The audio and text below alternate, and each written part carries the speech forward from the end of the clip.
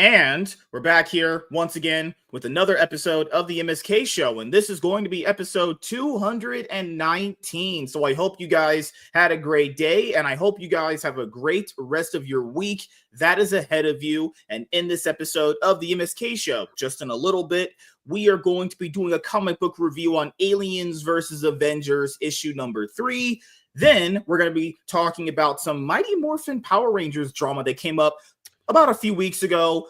It came up literally about a week before I went to the F&T Geeks and Gamers 2025 Las Vegas meetup. And I was like, you know what? Laps and me have talked about going over Power Rangers topics for a very, very long time at this point. And the reason why we didn't is because there has just been other things that have come up before that, honestly, that need to be talked about before. But we will be getting into one of the Power Ranger topics today.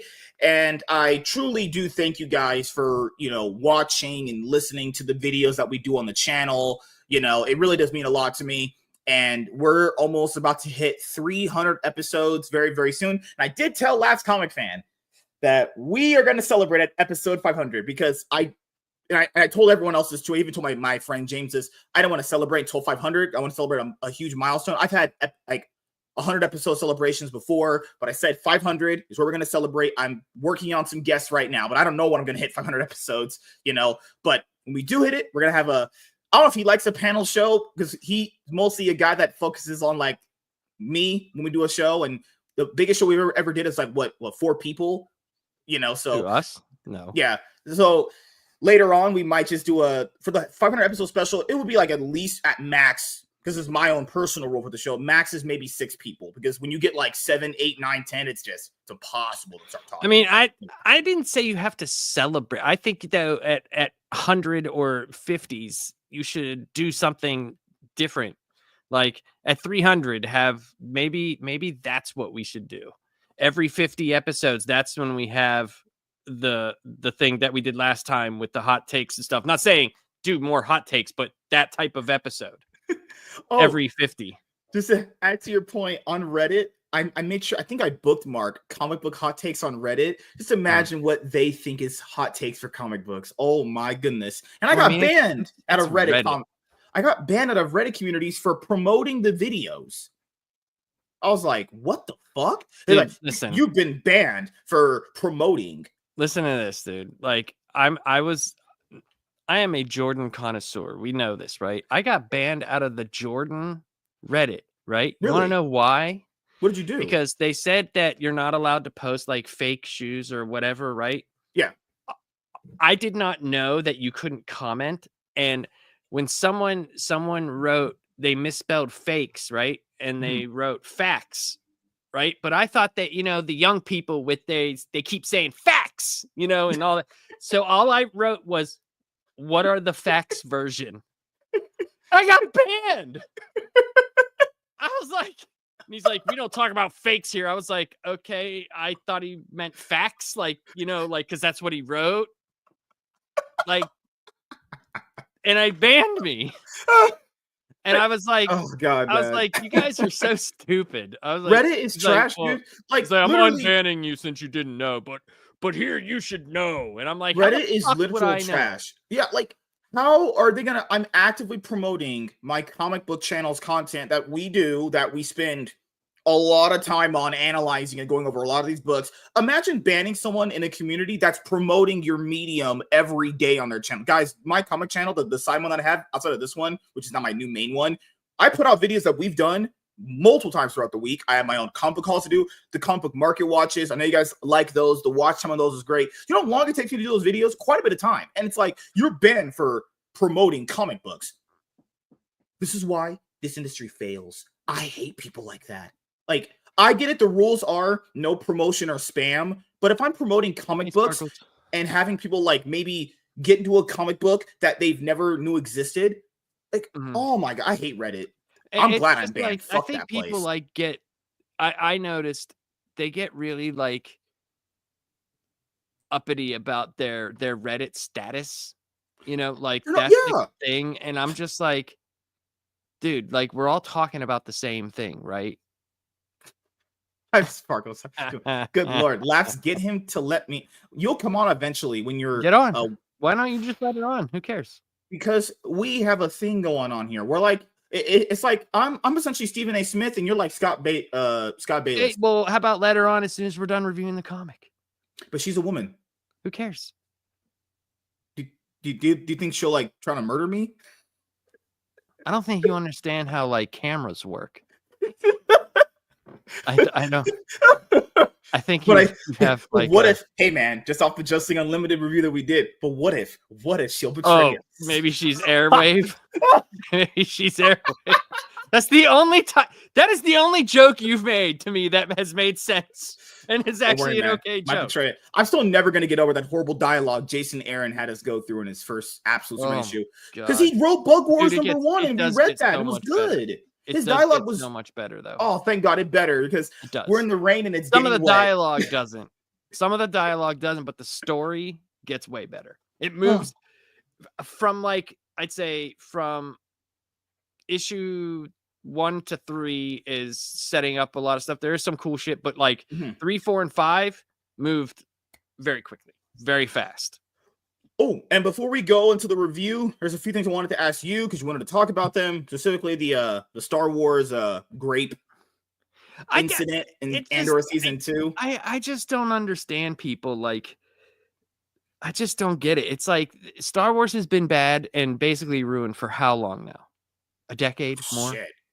Some would debate the prequels are the one that started that too. So maybe like a 2000. Listen, I don't think that the prequels are great, right? I remember I went to the Phantom Menace whenever it was new, right? I waited in line. I went, very underwhelming, so and Clone Wars, I just didn't, or Attack of the Clones, whatever it's called. I just didn't understand why we needed to talk about trade routes and federations and stuff. I just didn't get it, right? Yeah. Revenge of the Sith, I thought was a good movie. It moved a little bit like 10 million times faster than the other ones. So I think that kind of led things to be like, yo, whoa, where is this all coming from? You know what I mean? Like, so, but, and I understand being a fan and you want something to be good, right? But if it's been worse longer than it's been good, right? At some point in time, you have to cut ties. You have to cut ties. You cannot go through every single show going, I think this is the one that's going to be good. I would rather not see it, right? And then hear, oh, this show was actually good. Then go watch it, right?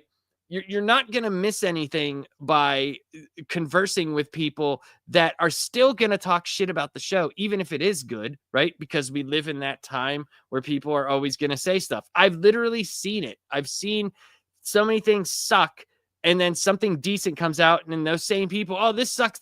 And then their YouTube hero was like, man, I can't believe they actually made something good. And they're like, oh, this was good. I like this. Did you see how good it was? That's what I wanted to tackle for your point. Is like, I don't even think it's the content creator most of the time. It totally is. It 100% is, so? Because they lead. I think it's people, the audience too. Dude, that's what I'm saying though. They lead those people.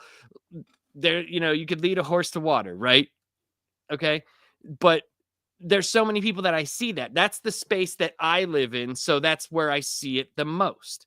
A lot of the people have these opinions that it's like, it's so derivative of what someone else says. Like, I see people ragging on people for what they like, and they go, oh man, their taste is terrible. And I'm like, how can someone have terrible taste in subjectivity?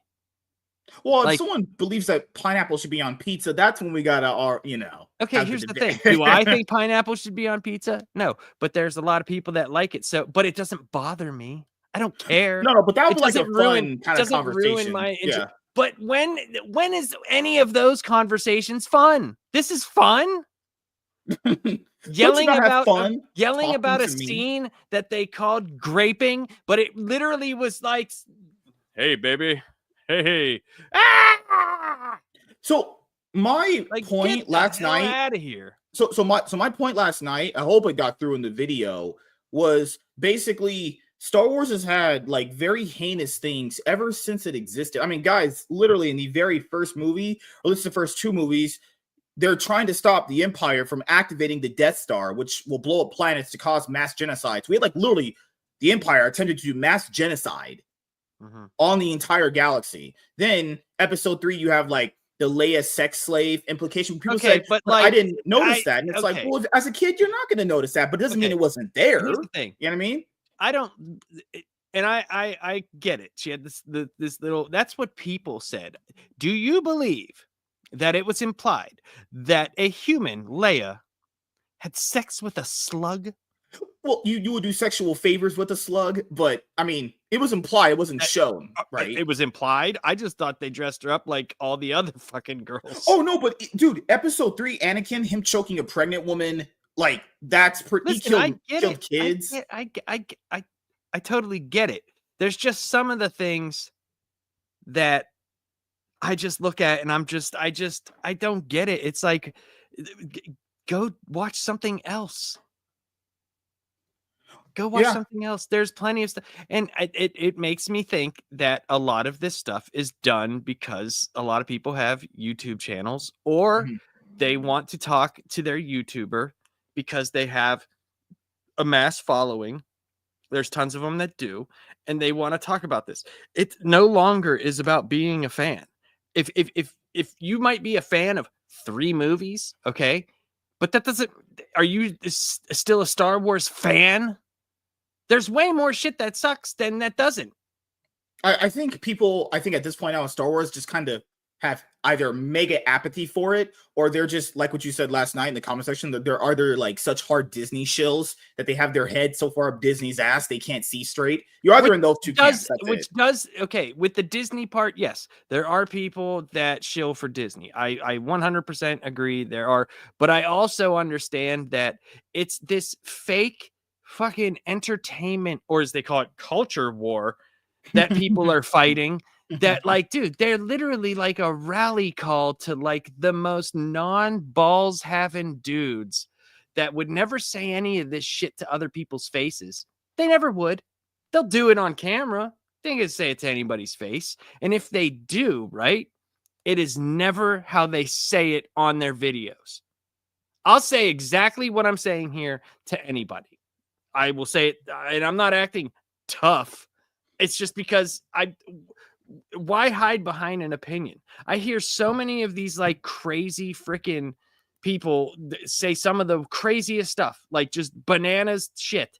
They're not going to say that to that actual person. So if your opinion is based upon something that you're not actually going to say to the actual person, right?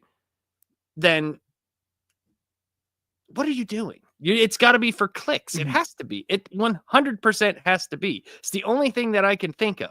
It's the same for X. It's the same for Reddit. It's the same for. It is a very small piece of a vastly larger pie that spirals out of control to the point of where you're literally at a point where everything sucks.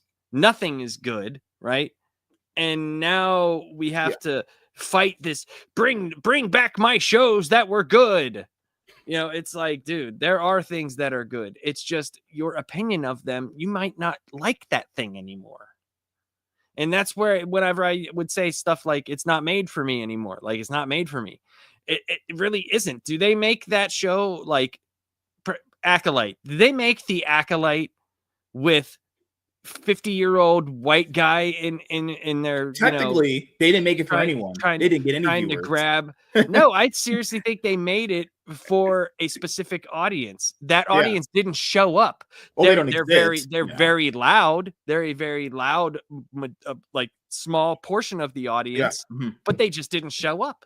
I mean, I made a video about it. I'm like, dude, you guys just didn't show up. They gave you everything that people have been yelling and screaming about. This side that wants just good shows, and then this side that if you say anything bad about it, you're an ist of anything, or you're an ism, or you're a blah, blah, blah, all that stuff, right? Well, guess what? They gave you your show. This was 100% your show. You just didn't show up. So that leads me to believe that there's not that many people that actually care about that, right? So we either have to move back to where things made money, because that's how what you should work. Be doing, right? Now, whether that means making the movies differently, I think less messaging would be great, but that doesn't mean that the entire opposite of this is going to bring you back to this. And I hate that argument. Yeah. So this is what I would. It's just stupid. Yeah. This is what I would generally add to the conversation, which is it might be a hard pill to swallow for a lot of these companies that the audience that you've created with everything that you've made throughout your company's lifespan, that might be your audience. Like that audience you were talking about that either one just might be a complete minority and might just only have like less than 1,000 people. Just throwing out numbers there. Yeah, it's good. Yeah, I get it. It's not really 1,000, but yes. So this is the thing. We'll use the Acolyte for example. Disney gave lettuce, bacon, tomato people what they wanted to show. They gave everything that people been yelling and screaming about. For one, they either didn't show up or there's just not a lot of them to sustain a $200 million show. So as from a Disney's point of view as a business, they got rid of it. And then the people that you've been technically catering to these last like 10 years are like, what the fuck? What are you doing? It's like, but now these people have to realize this is a business. If you don't show up and I give you what you want, you don't show up, I have to get rid of it. Now, the other thing that you said about the other side of the people is I think the company should kind of figure out who is their audience. Like if your audience, just hypothetically saying this, if the audience is a bunch of MAGA hat wearing Trump supporters, I don't think they might not like that and they might hate it. But if that's your audience and that's the most people that's going to give you money, you might want to make content that caters to them. That's the majority of your audience at that point. And that's fine. But I don't know why that's what you said there. I just don't know why politics has to be brought into it. That was made by the fans. The fans divided on politics. What it should be is you're Disney. You should be looking at the family unit and making stuff that families go and see. I don't give a crap what hat you wear. I don't give a shit. Like, what does that have to do with anything? Like, and that's where I think if you look at this divide that's happened, that's where it started. It started when people started putting their politics into their opinions for entertainment. Entertainment should transcend what A, B, and C believe because it should reach an entertainment value where we all can look at it and go, that's very well made. That's not my thing. I don't like that. But the other people who do can say, I like it. This, I never hear it's a good show. I hear all these championing reasons. They put black people in the show. Woohoo! Did you see all the lesbians in there? Woohoo! And then the other people are like, there's no white people. If there was white people in this show, it would be better. So they didn't stick to the character. They changed him. They changed. Well, that one's been argued forever. They changed the guy that stands behind that dude in that one scene. In the other movie, he was green. Now he's purple. I like green people. How dare they change? Are you a bigot against green people? What did they do to? What did green people do to you, man? You know, it's a big thing that I've been dealing with. No, the other thing you said earlier I wanted to talk about, which was the whole fan thing. I think personally, it could fall on content creator fan side of it. I think fans truly have some of the most hive-minded of mindsets ever. Like, we'll use an example. So let's say if we were like much bigger than who we are, and like let's say people come to us for like comic opinions later on in the future, right? And we're like huge. And like let's say we have new comic book day, and I'm at the point where I can just get the new books and we can just review them. There are people out there that use that for and now guys use that for movies as well with this analogy where I'll go watch a movie or read a new book and then now someone is waiting for my opinion to have an approved opinion on the said thing. I think fans are looking for their favorite personality to give them an approved opinion. That's what I said. Yeah, and I think that's the problem, though. That's why I said, well, when I said they're YouTuber, whatever, the person that they look up to give them the or That's what they do. I'm not saying that's everyone, but it's not everyone, but it feels like that because that's where this war is being fought on social media. Yeah, and like I never go out in public and have these discussions with a random guy at the gas station. Technically, yeah. Well, whatever. When I go into the city, I never, have this opinion. I never have people these. You encounter that wear overalls and eat frozen hot dogs out of an ice chest. Yeah, well. Like, okay, whenever I go to the movie theater, right? Coming out of the movie theater, there was only one incident that I've ever been involved with, and it was at Eternals. And that was like at the height of ridiculousness, So it was just like, I just didn't get it. And I just looked at the person. I was just like, oh, okay. have fun being miserable. And it's just like I just can't be miserable all the time. I can't do it. It's just too much. It's just too much.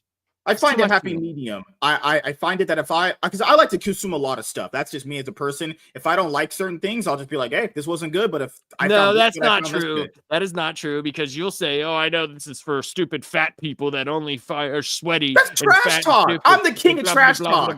No, you're not.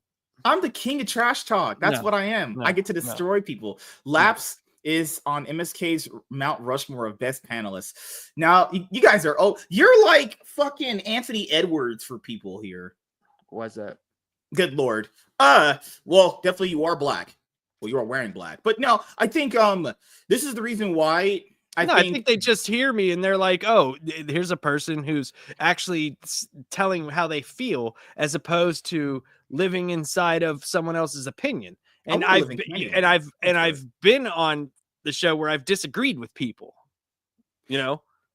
So I think and we can still have a civil discussion. Me and Savage Dad didn't agree on a bunch of stuff. You remember, like we were talking. You didn't agree on we were both like cool. Green Lantern omnibuses that cover Blackest Night and Brightest Day. I think it was on those. It doesn't matter what it was, but he was like, I hate that shit. I didn't like how they did this, and I was like, that's one of my favorite things. But that's how it should be. You didn't use your white rage against him. Use your white rage against me because he doesn't say stuff like fat, sweaty people only like this. I'm just trash talking. I'm sorry. What can I do? There's a difference with your face when you're trash talking that way and whenever you're serious about making a point.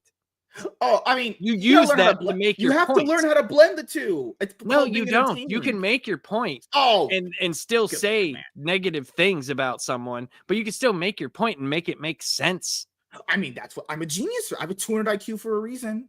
My brain has expanded. Is 200 now like 70 or something? I have gained so much knowledge. My brain has expanded in ways you have never even. Your head is definitely big, dude. You're pretty much a Charms lollipop at this point. I could be the Black Professor X at this point now, given how smart I am. Professor X.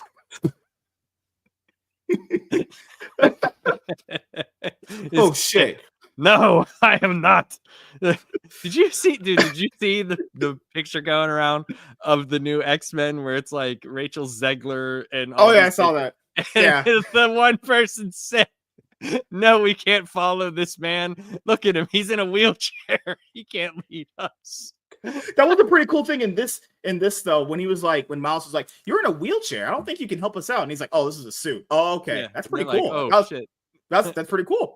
Yeah. Now, can I say, now do you understand why I did not give a shit about the stupid freaking suit? Because it still hasn't been talked about. But do you? How is the only thing, like I said, think about it. The only thing that we have ever seen that has combated them on a non-physical way was what? Miles getting injected with the facehugger. Right. So how do you think something is going to either get out of it, or they're leaving that low-hanging fruit there to make you think, what are they going to use the symbiote for to get out of this situation? What I'm thinking of in issue 4 is that Mr. Sinister captured him, and he's potentially trying to figure out why didn't the facehugger infect Miles the same way it did for. Well, he doesn't know that, because remember, they're on Mars, so he doesn't know. He doesn't know that. So I just think it's a thing to get them out of there. Mm-hmm. Kind of like, okay, do you remember? Oh, you didn't read Secret Wars 2015. You'll have to read that. Would you recommend just getting in trade or just getting an omnibus? The Secret Wars? I got Secret Wars in the trade just because, like, how many trades was it? Like 3, 4? No, 1. It was one trade. Oh. It was 9 issues. Okay. There were so many. The issues that tied into it really. It was all just Battle World stuff. Like you can get it if you want in omnibus form. You can, if it's cheap, go ahead and get it. You know what I mean? Because there is some cool issues on Battle World, because that Battle World was actually really cool. And Hickman did have, like, you know how he does stuff in his books with like the maps and all that stuff. He does a lot of them. He did have it sectioned off to where you understood, like, okay, over here is this, over here is that, and I think you'll like how he uses characters in Battle World. He is a writer that I've noticed, that I've read so much of his stuff at this point, from at least the modern stuff. He just writes either for trades or he would be a great writer for an anime, like a long form Shonen Jump anime that went like, I don't know, 500 episodes. So like he just writes for the big stuff. I don't think honestly. he has that in mind. Like, I'm only doing this. I think he has grand stories in mind when he takes a book over. That's what I think. I don't think he's sitting there going, I'm only writing this for trade. Guaranteed he wants the single issues to sell. Yeah. Like, that's how you get. You know what I'm saying? Like, employed, I just, but I understand what you're saying though. It's better in a trade than it is, you know. Oh yeah, like month if to I month. read Ultimate Like- Spider-Man, those first 6 issues single, I'd be fine with them. They were good, Right. You know? But as a trade, they felt, oh my god, that has to be one of the best things I've read in quite some time. That was And very, the second very it good. just gets better and better. It really does. Ultimate that Spider-Man last is thing fantastic. I wanted to tackle before we get to the book review is I think, you know, like, you know how certain camps are like, man, the fans are always right, the fans are this and that. I've actually really never agreed with that. My fans could be some of the weirdest, like, pompous, like, self-indulgent people out there. Like, I understand not all of them are like that. But if you've been around enough nerds in your life, they're not these like sweet, innocent people. No, that I don't everyone keeps think it's making out. okay. Yes, I No? could say no. I agree with you on that. They're not as nice as everybody makes them out to be. But you got to remember, nerd culture existed before the blow up. You know, Oh yeah. and Well, they had yeah, movies that existed that were very popular, and you didn't Mhm. get to hear. It's only now because the MCU got huge, right? Yeah. That this type of person, it transcended nerds. You know what I Mhm. mean? Like it got to jocks, it got to this, you know, everything. Mhm. It's when you see dudes walking around in fucking Iron Man shirts, and you're just like, dude, what did you ever read? You know, not that I personally care, but you know, I understand that. Like, I think it's more social media has given a voice to people who shouldn't have voices. Now, people could shit on me and say, hey, we should all be allowed to have our opinions. 100%. Everybody should be allowed to have their opinion. It Mhm. doesn't mean that your opinion needs to carry any water, period. Because I've heard some very stupid opinions, and that's not even trying to be subjective. It's just, I put it this way. If I go to a video now, right, Mhm. just by the title and thumbnail, regardless of how long it is, I already know what's going to be happening. And it takes away, because that's how most things are consumed. If you look at, except for live sports and maybe an event, you know, like even though the Oscars was down dramatically, but you know, like a massive event, most things are consumed YouTube, you know, or streaming or this type of thing. Even like Netflix has like shows like that, you know. Yeah. And I feel like that audience, because it's such a quick turnaround, you can watch an episode and already the review's out. You know what I'm saying? Like, to where before you might have to watch the episode and then wait a little while until a magazine or something came out about it. Yeah. Mhm. It's instant turnaround right now. And whenever the feedback Mhm. is always negative, right? Because that's what it seems to be. Or there's another side to that too, where Or it's like always let's positive. say There's never a medium. let's say we go. I don't know if you're watching Thunderbolts Thursday. I know I am. I know a few other people are. I know I probably will, because my wife wants to see it.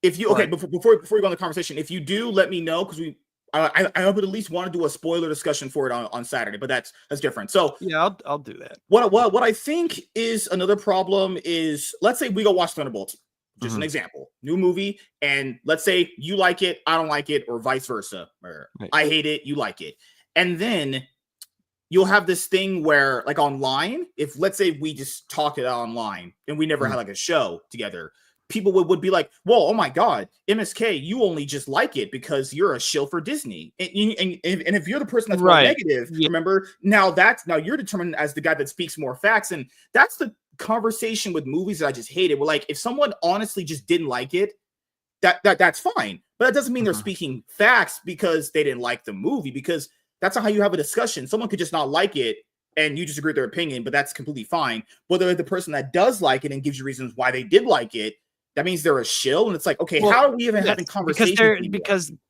Because people live on consensus. There is no and for all these people who want to have independent thought, they sure don't accept independent thought.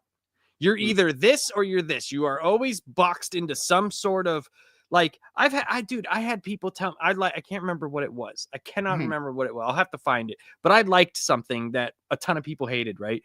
And someone called me a shill, and I was like, I'm like, you don't even know me, dude. My brother told me to watch this.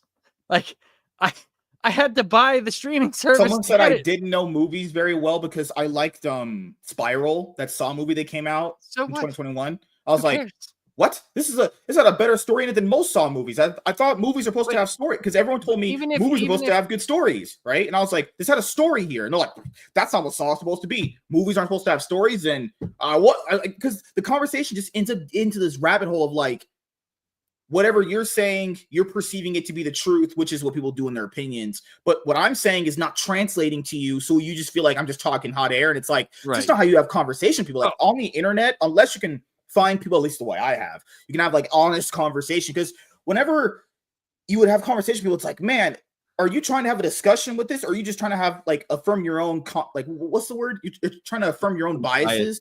Yeah. It's like, holy mother of God. And I get it. Fuck like, you, Michael. Fuck you. Like he's, don't believe that clout chaser. No, I like Michael. No. Michael and WZ always love laughs. Oh my God. I like Z. I like Emily. I like Sparkles. Was Chloe here? Oh my goodness, Chloe. Who dared? Oh, are you at work? I didn't notice you were here. Hope you're having a good day. But I don't. Maybe it's just because I just don't care enough. I never asked you this. Did you ever watch Lightyear? Which one's that? It was the Bugs Light. No, the Buzz Lightyear thing. No. Oh, okay. No, I never a lot of people watched make it. that gay kiss and talk about it a lot in the movie. If you actually do just skim through it, they don't actually even kiss. It cuts away. There's no actual kiss in the movie. It's just heavily implied. Now, you shouldn't have it in a kid's movie, but it's like when people said it's just a bunch of lesbians making out, it's like that's just objectively not true. It's a complete lie. Well, I watched the thing. I don't. Michael, I hate this guy. It's okay. It's okay, Michael, to be wrong. I don't think I care enough to have. That's the thing. If it's something that's like out of my wheelhouse, like I'm not gonna make an opinion on it.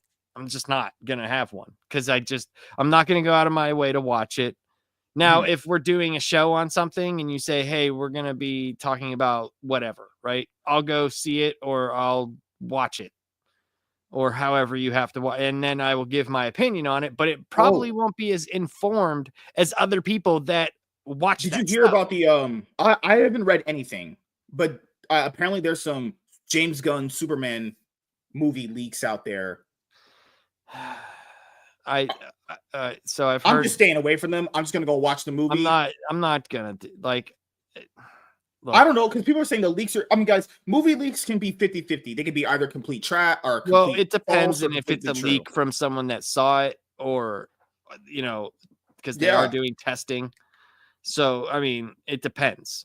Yeah, it just depends. So, I mean, here's the thing. Even if they say it's terrible, I'm still gonna go see it on my own. And guess what? If I like it, I like it. Opinion, yeah. That's what I always tell people too. What is the thing with like? Okay, I understand that if you value someone's opinion and they say it's not good, okay, that's fine. But you yourself, I would always say this, you yourself should either watch it because you might even come to the same conclusion that your favorite personality did. You might, but at least you will know why you didn't like it. That's the difference there. Well, I have that a lot with my brother. Like I said, he watches way more stuff than I do. And there's a lot of times where he's like, here, check this out. And I go and watch it, and I'm like, I did not care about this. It didn't pique my interest. And he just doesn't understand how I can't like it, and I give him reasons why. Did he have you recently? What's that? What show did he have you watch recently? I haven't watched anything recently. I think the last thing you guys said you watched was either Rings of Power or Wheel of Time or something like that. No, the Wheel of Time we both watch because we love the book series. And that is my one guilty pleasure where I don't like it. I just watch it and we are usually on the phone and we just laugh at it and make fun of it. But like, it's not something like, put it this way. If I wasn't doing that with him, I would not be watching it. Oh, okay. Yeah. I just wouldn't be. It's just one of those things where it's like, yeah, I love the book series, but I'm not going to watch something that I dislike, like Rings of Power. I stopped watching that. I didn't care for it. Why am I I was going to surprised you continue to made it watch to it? season 2. That's crazy. Why I am I watched like gonna a clip of it, and I was continue like, to watch it? Like, I didn't care. And I don't know enough about the Legendarium. Like, I've read a few books. Like, I've read the Lord of the Rings books. I read The Hobbit. That was the first one that I read. And I tried to read what was it? I can't remember the name of it. He's too hard for me to read, personally. So did you go and see the Revenge of the Sith re-release in theaters? no, I did not. I wanted to. I didn't. I don't think my theater even had it, and I was like, I've seen it enough Ours, times. the one in Pittsburgh had it, but not my local one. They didn't have it. Hell yeah! But I would have went to see it. I think my guilty pleasure was like CW shows back in the day. I try to at least watch the good ones. The Arrowverse stuff. The only shows that I really ever watched was The Flash, because Arrow never really piqued my interest as much. I just didn't like the way they made Stephen Amell's Green Arrow Batman. It always just really, really bothered me. So I was like, you know what? I'm tapping out of this. I would watch episodes here and there, but Flash is the show that I really gravitated to more. I watched Smallville, Superman and Lois, Stargirl, season 1. Season 2 was if you a little like boring. the stuff, who cares? And Why is that? Here's the thing: if you liked it, that's not a guilty pleasure. You just like the shows. What else did I watch? Oh, I watched The Vampire Diaries. Pleasure is something that we all know is kind of like, the Michael Bay Transformer movies. Those would be guilty pleasures. Yeah, no, because look they make money and people like them. They did at first they made money, but they haven't made money quite a bit of time with some of those movies. Actually, they haven't made what you guys call money. I mean, they've drastically fallen off in terms of financial returns. I wouldn't know. Sorry, so I shouldn't even have said anything. I just know that when you guys talk about money, it's ridiculous. No, it was after Age of Extinction. That's why I didn't go back and watch Bumblebee or the newest ones, because I was like, these have been made so bad. Why would I trust they could make a good one? I don't think I saw Bumblebee. I saw 1 through 5, and then there was Bumblebee. Oh, there's 5 of them. Yeah, so there's the first 3. Then there's Age of Extinction. What was the one with Marky Mark was in? Or Mark Wahlberg? He was in 4 and 5. Okay, I saw one of them where he was like in a barn or something and like had a daughter. That was 4 probably. Yeah. Okay. I saw the first one and then that one. That's the 2 that I saw. And then they made the one with Anthony Ramos. I remember that. Rise of the Beast. Good Lord, that was Who's Anthony Ramos? That movie. Yeah, I know Tony Romo, the quarterback. But I don't know. Oh God. And last thing before we go in the book, do you have any thoughts on the 2025 NBA playoffs so far? You watched the games? I know that. I've been watching them. I think the Heat are out. Yeah. I think that the Warriors are playing very well right now. They are playing good. Jimmy Butler's acting like a true N-word on the court. Like I said, if you remember what I said before the playoffs started, if they get rolling, that's going to be regardless of who plays them, it's going to be a hard team to beat with all their experience that they have already.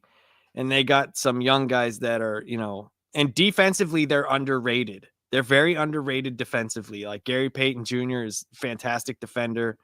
Jimmy Butler, when he wants to be, is a decent defender. Draymond Green, as much as, people hate him, he can change the game. I can stand Draymond Green. Jimmy Butler is just, if I was with that guy in the court, I would have to fight that guy. That guy is such a fucking asshole. Oh, I can't stand that guy. But he is a winner though. Like he left Miami earlier this year, right? I'm crazy about is the fact that like Kawhi Leonard is actually showing up again in the NBA. Like it's unbelievable. Big. Yeah, dude, he was out for the whole regular season. Didn't he only play like 18? He played like 30 games. Yeah. And then he just coming in and just comes out and he's just like 30. Dude, in the first 2 games, he was 21 for 24 with like 64 points. I was like, what? They were shooting like 85%. And I'm like, how the hell? Do you think the Clippers are going to beat the Nuggets? It looks like it. If they could, They should. They beat should. them. They Yeah. should. If they hadn't I thrown that I first think game, that they'd be in a good position right now. Yes, I think that the Lakers are done. Yeah, you're right. Just because, put me like out I of my said, misery, this is please. what I always say. People freak out. I always look at Game 3. Game 3 is the game in the series because I've seen teams go in, lose the 2 away, and then come back to their place, win 2.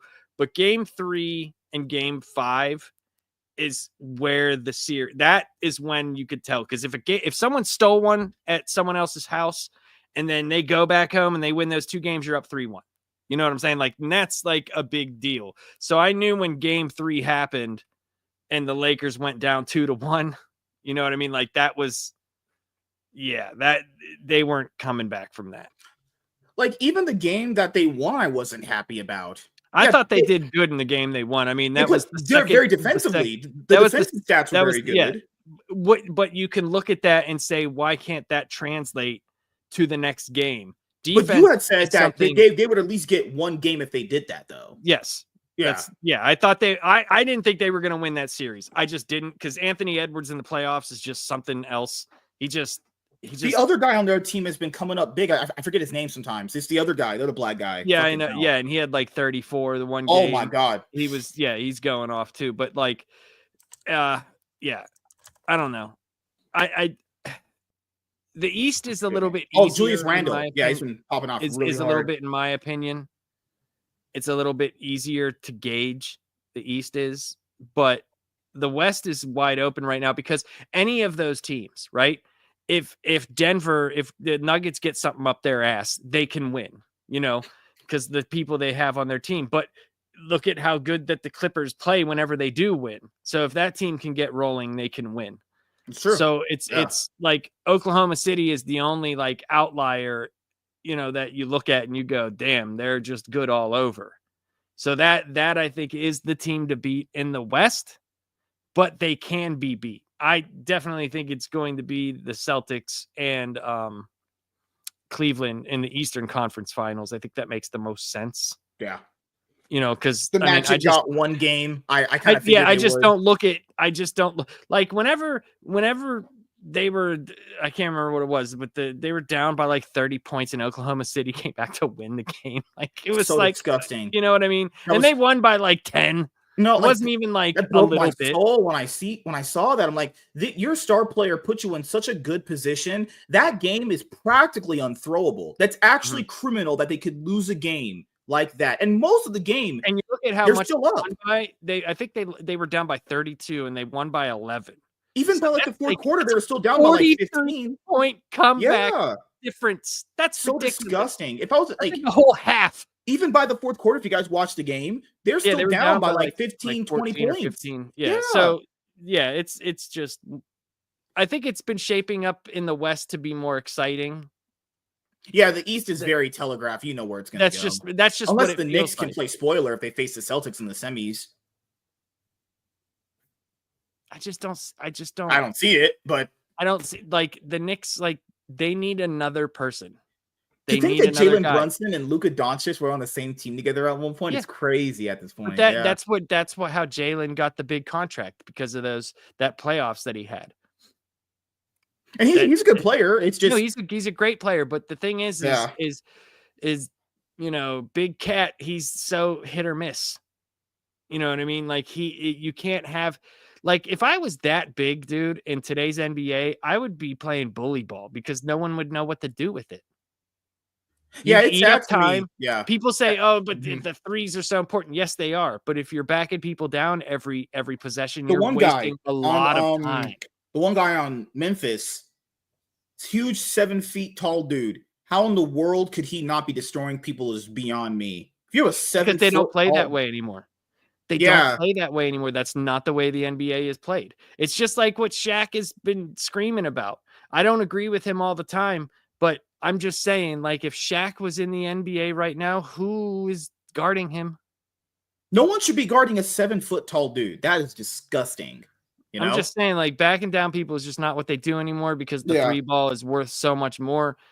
And the analytics, basketball is very big into analytics. So like, they look at, I'd rather shoot more volume of 3s than make more a volume of 2s. I think That's just the everyone way at that this they point, are. like you said, some weeks ago when we were doing the show, everyone's just so focused on just how great their stats look, and then you have a bunch of like stupid fucking nerdy dudes that are like, oh, but this player has great stats, and it's like stats represent a fraction of a game, but if the way that you should really look at the game is watching them play and the stats. Like usually you could have good stats that complement a good player, but if a player has good stats, but they're not really translating all that shit into wins, you have to go like, okay, is this person just playing for their one league? We call it the KDA.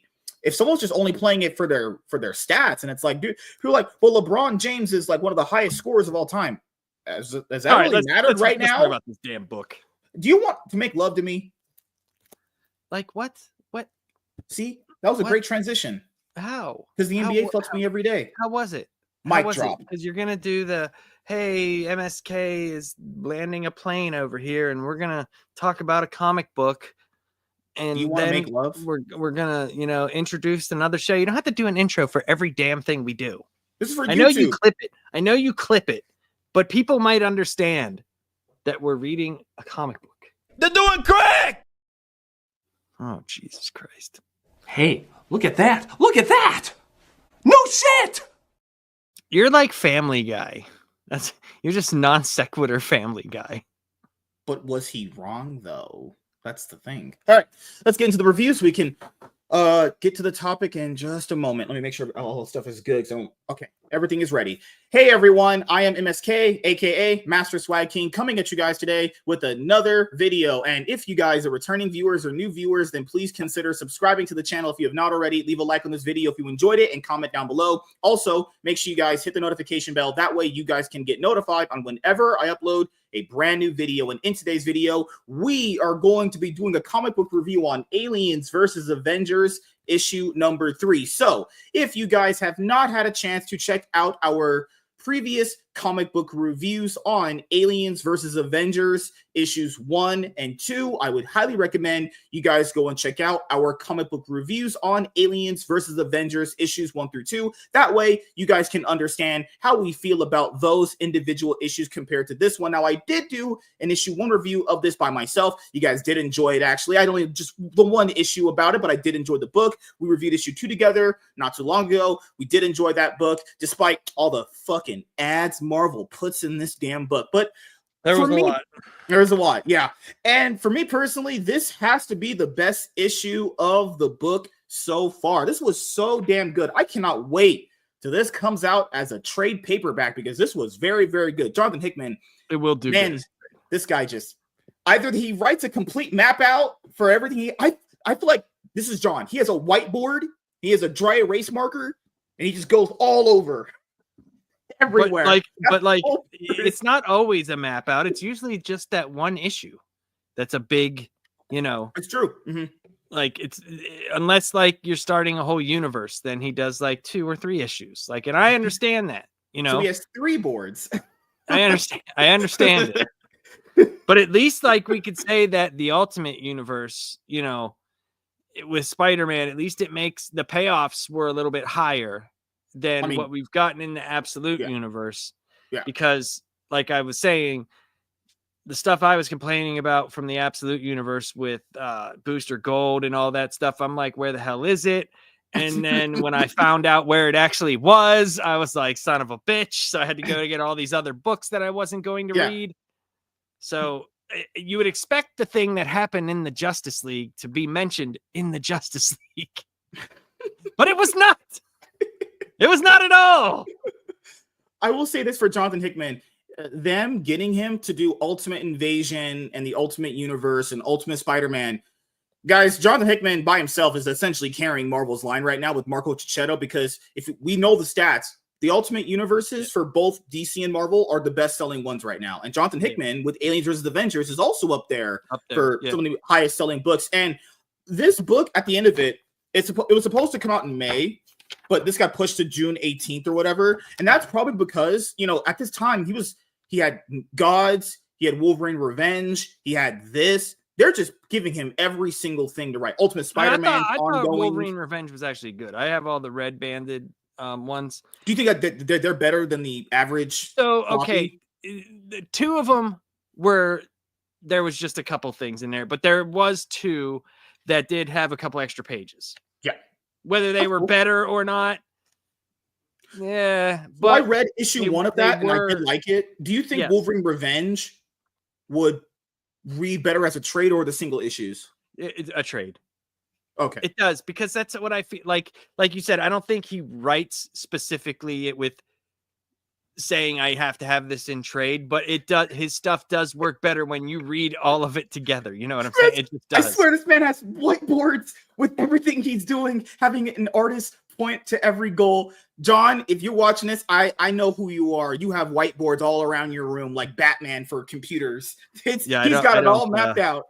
I don't think Jonathan Hickman is watching neither me or you. Good Lord. But as you guys know, with both Marvel and DC, they're doing so many crossovers. You have Naruto, TMNT, DC Sonic. You have this one, Godzilla versus insert popular Marvel character to ever exist. Well, Godzilla was doing the Justice League for a while. Yeah, you have Godzilla versus Justice League. Yeah, that one. That one was actually, I thought that Godzilla versus the Power Rangers was awesome. That had a sequel. I thought that was actually good. I actually liked it. Comic industry now is just doing crossovers when it was like, we didn't, like, man, the model back then, I guess from like the way I thought of it was, we're not going to do crossovers anymore. And it's like, no, they've been doing crossovers now for quite some time. Predator versus insert Marvel character. But this one is wrapping up very, very soon. And I think if you guys are fans of the Xenomorph, the face hugger, I think you will enjoy this, honestly. They did do the Xenomorph very good throughout the book. My biggest issue coming into it wasn't based off the book. It was the idea that, okay, how are the Xenomorphs going to fight people like the Avengers? But they haven't really had like really, really strong Avengers on the team outside of like Hulk, whom they left on Earth after they've had the some last pretty issue. Strong Avengers. I mean, I guess you can't Captain Marvel strong, right? Stuff. Yeah, Captain Marvel's very strong in the book. The roster had to have been basically one really powerful guy and the other one's. No, I will agree with you there. They had to have, because if they had like, planet killing Avengers, it might not have, you know what I mean? Like Scarlet Witch might have finished off the book in a one shot. Thor would have been like, this is stupid. I'm done with this. Get out of here. I will say this had one of the coolest moments in it where later on in the book, when we start going through it, where Miles is like, you're in a wheelchair. How are you going to do anything? Yeah, he's that's like, this cool. is a suit. That was actually pretty fucking cool there. I will give him that. Not what Jason Aaron did. He was like, oh, we're outside now in the rain. We can get wet. It's like, oh, God. I don't want to talk about that. Worst dialogue in a book I've read in probably ages. It was pretty bad dialogue. God, man. But let's go. You got a question there, man. You need to answer. Well, we'll answer him later because he's black and he can wait. This is an inside joke. You guys are watching this on a review. So let's go through the book. So after the last book, they left Earth because it was getting taken over by all the Xenomorphs. So they had to go to Mars, where the mutants live. So technically, who wrote this? Elon Musk? No, we're joking. Okay. So it starts off with whom you would probably assume is the Fantastic Four, because after that, you see like they go through this thing, and then you're seeing these characters right here wear the Fantastic Four outfits. I would assume that's them. Or they're workers? That's what I don't know. I don't think it's the Fantastic Four. That's what I thought initially, but I don't think it is, because it's all like it's like three white dudes that look exactly the same. The suits probably threw me off on that, but it looks like it's workers. Okay, so remember how I told you, like, whenever you get into like whatever page it is and you got to read what he wrote here.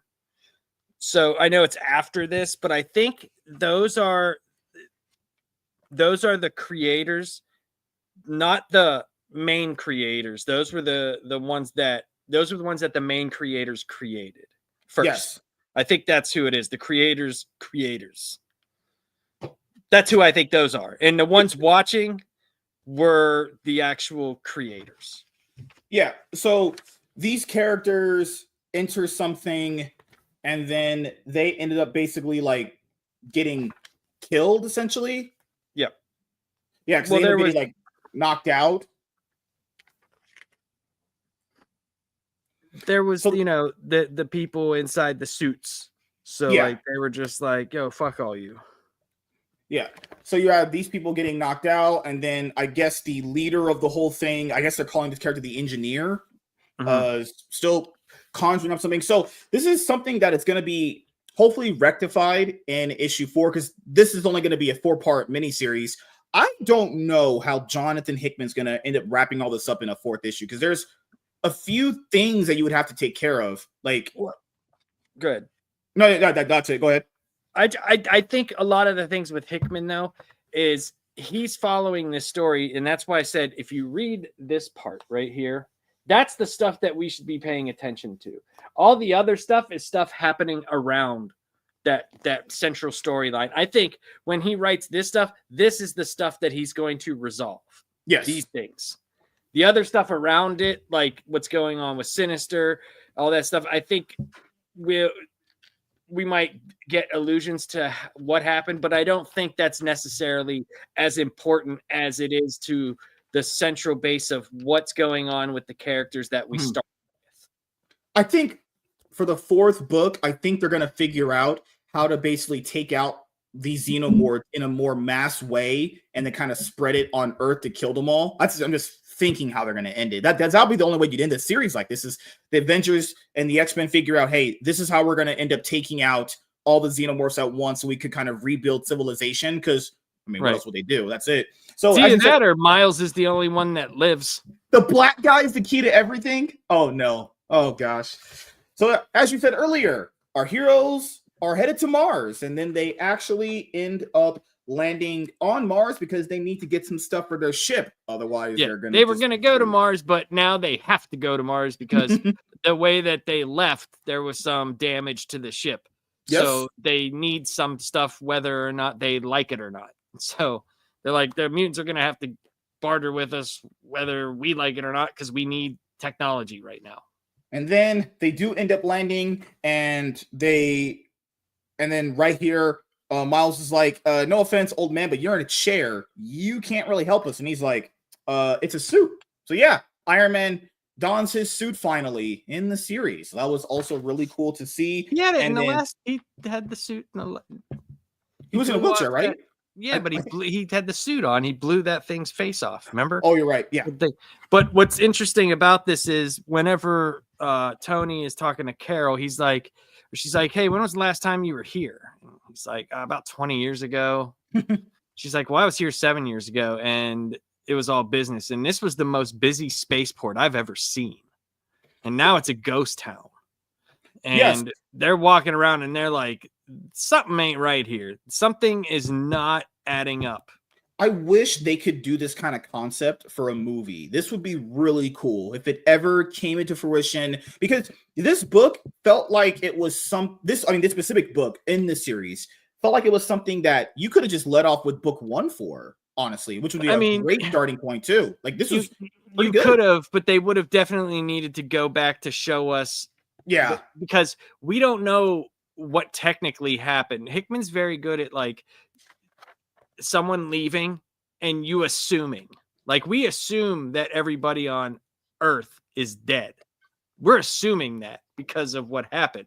Mm-hmm. And later on, you're going to assume that that everybody else is dead, but there's someone we don't see. And if you don't see it with Hickman, it might not have happened. So that's the thing. Like, so I'm wondering what is all going to entail with everything, and with the ending of the book, who's all on that ship? Is the rest of the people, or is it just that subgroup of people? And we'll also, it's revealed not in the book yet. Maybe in issue 4, we don't even know if they're dead yet, because before the facehugger kills you, you're alive before it comes out of you. We don't know has it actually inseminated them or anything like that. No, we don't even know if that's what happened to them. Yeah.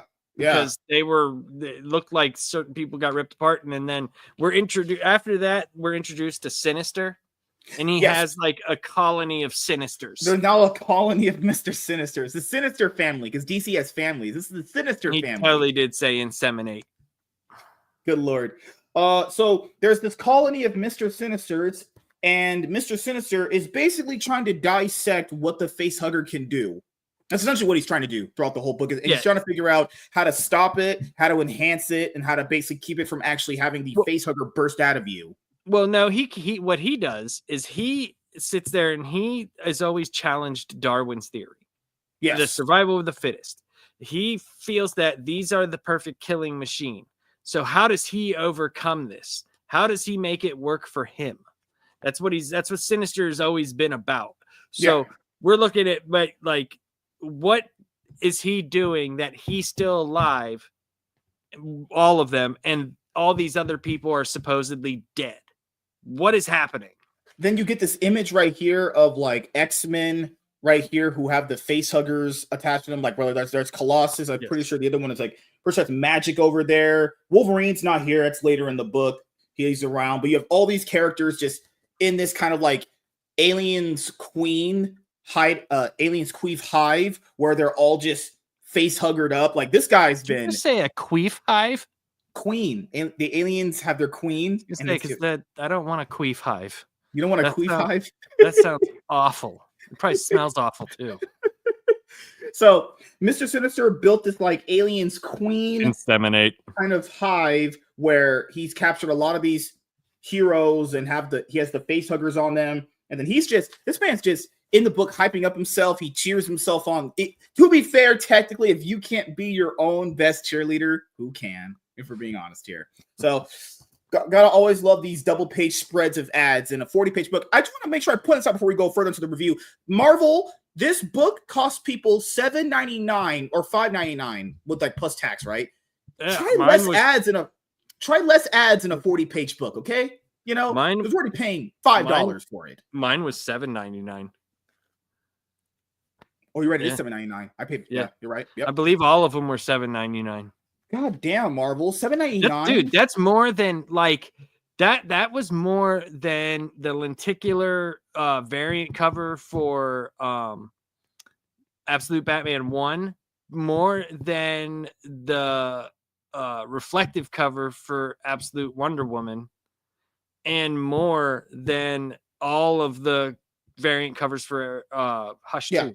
Like that's crazy. For Bug Wars, when I read that, or when I read TMNT Naruto, for at least Image Comics and IDW, at least they had their ads toward the back of the book. Marvel, you're charging, oh my God, just $7.99 for 40 pages. You should have the ads in the back of the book. Like, what are you doing? But after that, the Avengers start walking on Mars, and they do come across Mr. Sinister, and obviously they ask him, hey, what the hell's going on here? What did you do? And he says, it's interesting you asked that. Now, this is something that a lot of comic books don't do, that I like what this book did, where they actually reveal what happened, because there's comic books where like you have to read like issues 2, 3, 4, and 5 to figure out what the bad guy actually did, which is traditional for storytelling. But no, Mr. Sinister just kind of revealed that, you know, he came to this planet and then he has a face hugger gun, and then he just started shooting people in the face with it. They just give you the backstory on that really quickly, which is good. Well, yeah, no, that's not the backstory. What he's just saying, like, I'm here. That's actually what he's doing to the Earth colony ship. Yeah. That's what he's doing to Tony and their ship, is shooting them with face huggers. Yeah, but I'm sorry. He also meant, you also get to see like why the planet's like a barren wasteland, because he did basically essentially kill everyone to make them all. He killed everyone.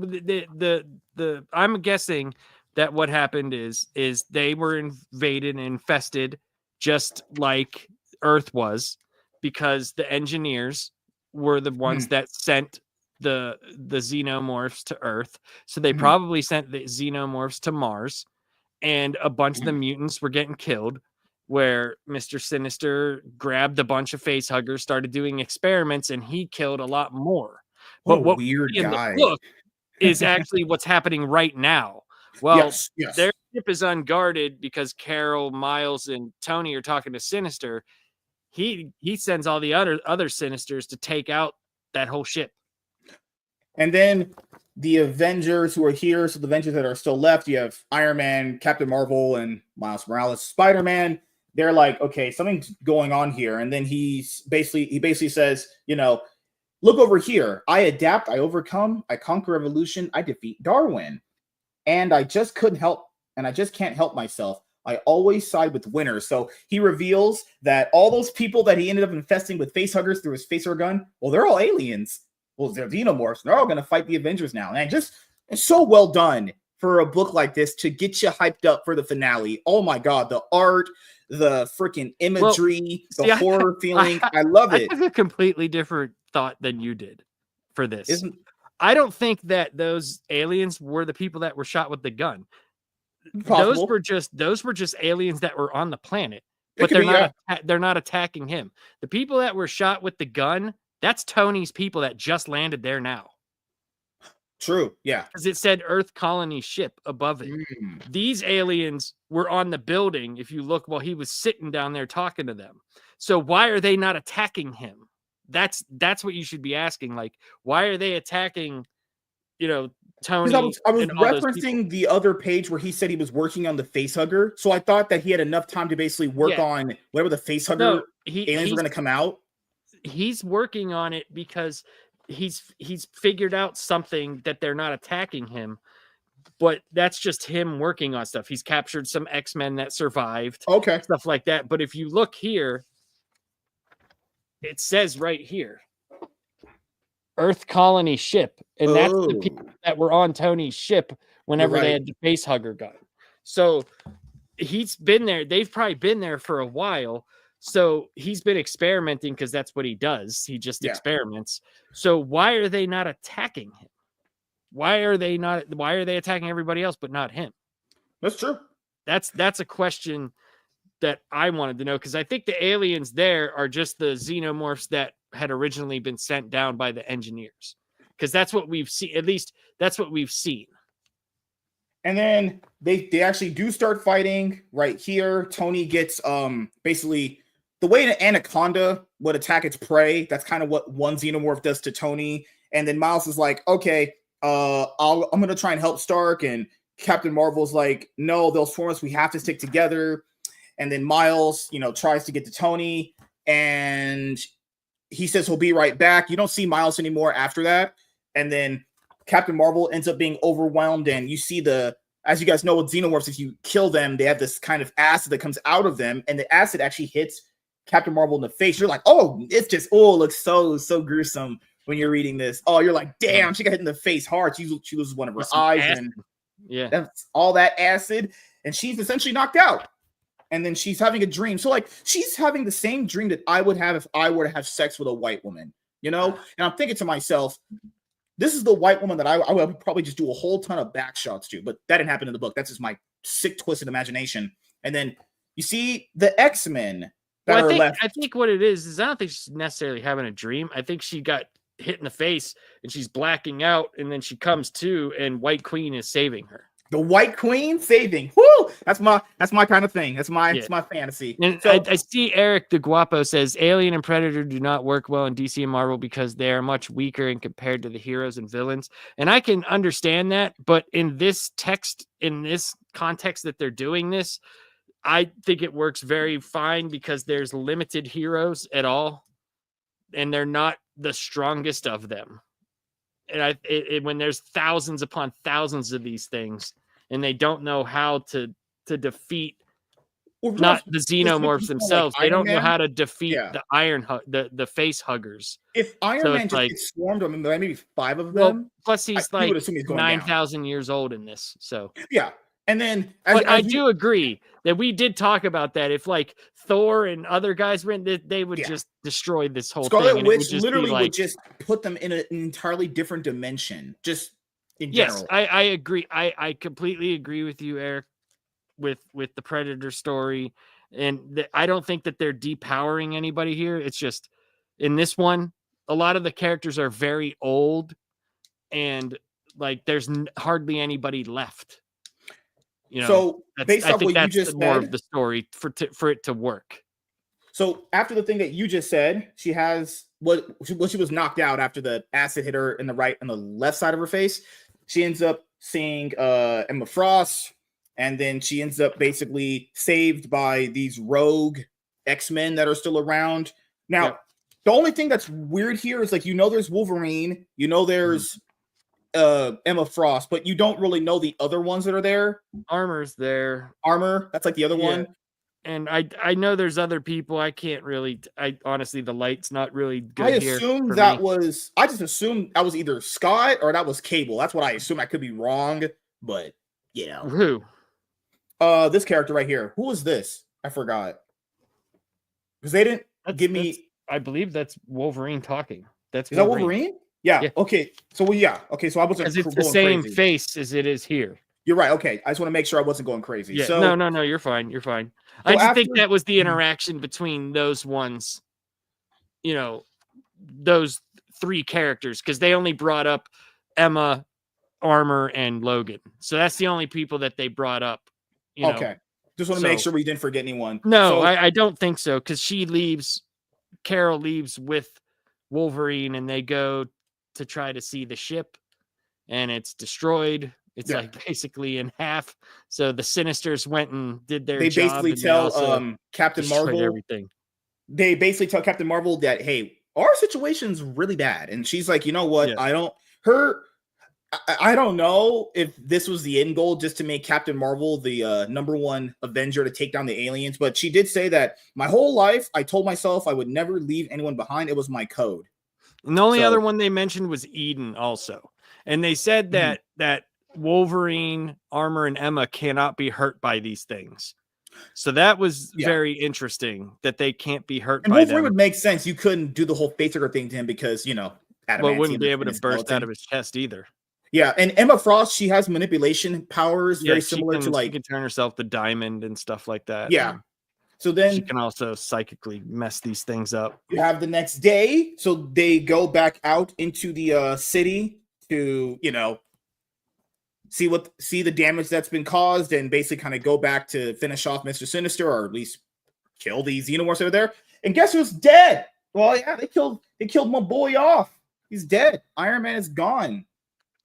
He's dead. I'll say this book does not shy away from killing mainstay heroes that you think should live, actually. Iron Man is dead. We don't see Miles anymore. Miles is going to probably show up in issue 4. And then she's like, Tony deserves better than this. We all do. And then the book ends off with her saying Wakanda has returned. So this is a flashback to basically, not a whole flashback, but like the dialogue with Wakanda has returned references issue 1, where you had like the Wakanda soldiers on that like ship trying to figure out what was the alien doing, or what were these like soldiers and engineers doing with the xenomorph actually, Right. But we also have to look at, did they come straight from there, or did they go and take off from Earth, where they picked up Captain America and all the other people that we actually never saw die? Yes, true. So we don't know. We'll have to find out in issue 4, which Marvel says is coming out in May, but that's a damn ass lie. This shit's coming out. Iron Man in comics has sucked for a long time. 100%. He was a freaking D-list character that had like one good story, and it wasn't even that here. Jonathan really couldn't make him work either, outside of him just being the smart guy. Well, really, he was old in this, but he makes him work in other stuff. But he has not. The movies are what made Iron Man popular. Yeah, not comic books. So we'll have to see what is going to be the wrap up for this 4-issue miniseries crossover between Earth's mightiest heroes and the world's deadliest alien. Two of Earth's mightiest heroes that are left that we know of. Like, they've pretty much killed everybody else. Good Lord. And they don't worry, man. Dirty. Captain Marvel was the hero we needed along the way. Well, we'll say Carol Danvers. Carol Danvers, yes. The Marvel, as we call her. Just like Namor. Oh, God. So, overall, I'll ask you. You enjoyed issue 3. You're looking forward to issue 4. Yeah, I always like Hickman stuff. And like I said, I don't really watch the Alien movies. So I've seen Alien and Aliens. So that's the first good enough. Yeah.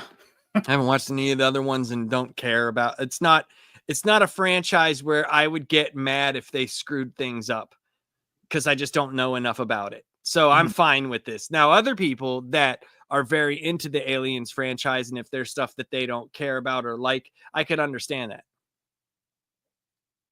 So for me, to wrap up this review, I enjoyed issue 3. Thought it was very good. Thought it drastically moved the story to where it needed to go. The tone was good. I like the art from Isaac Ribic.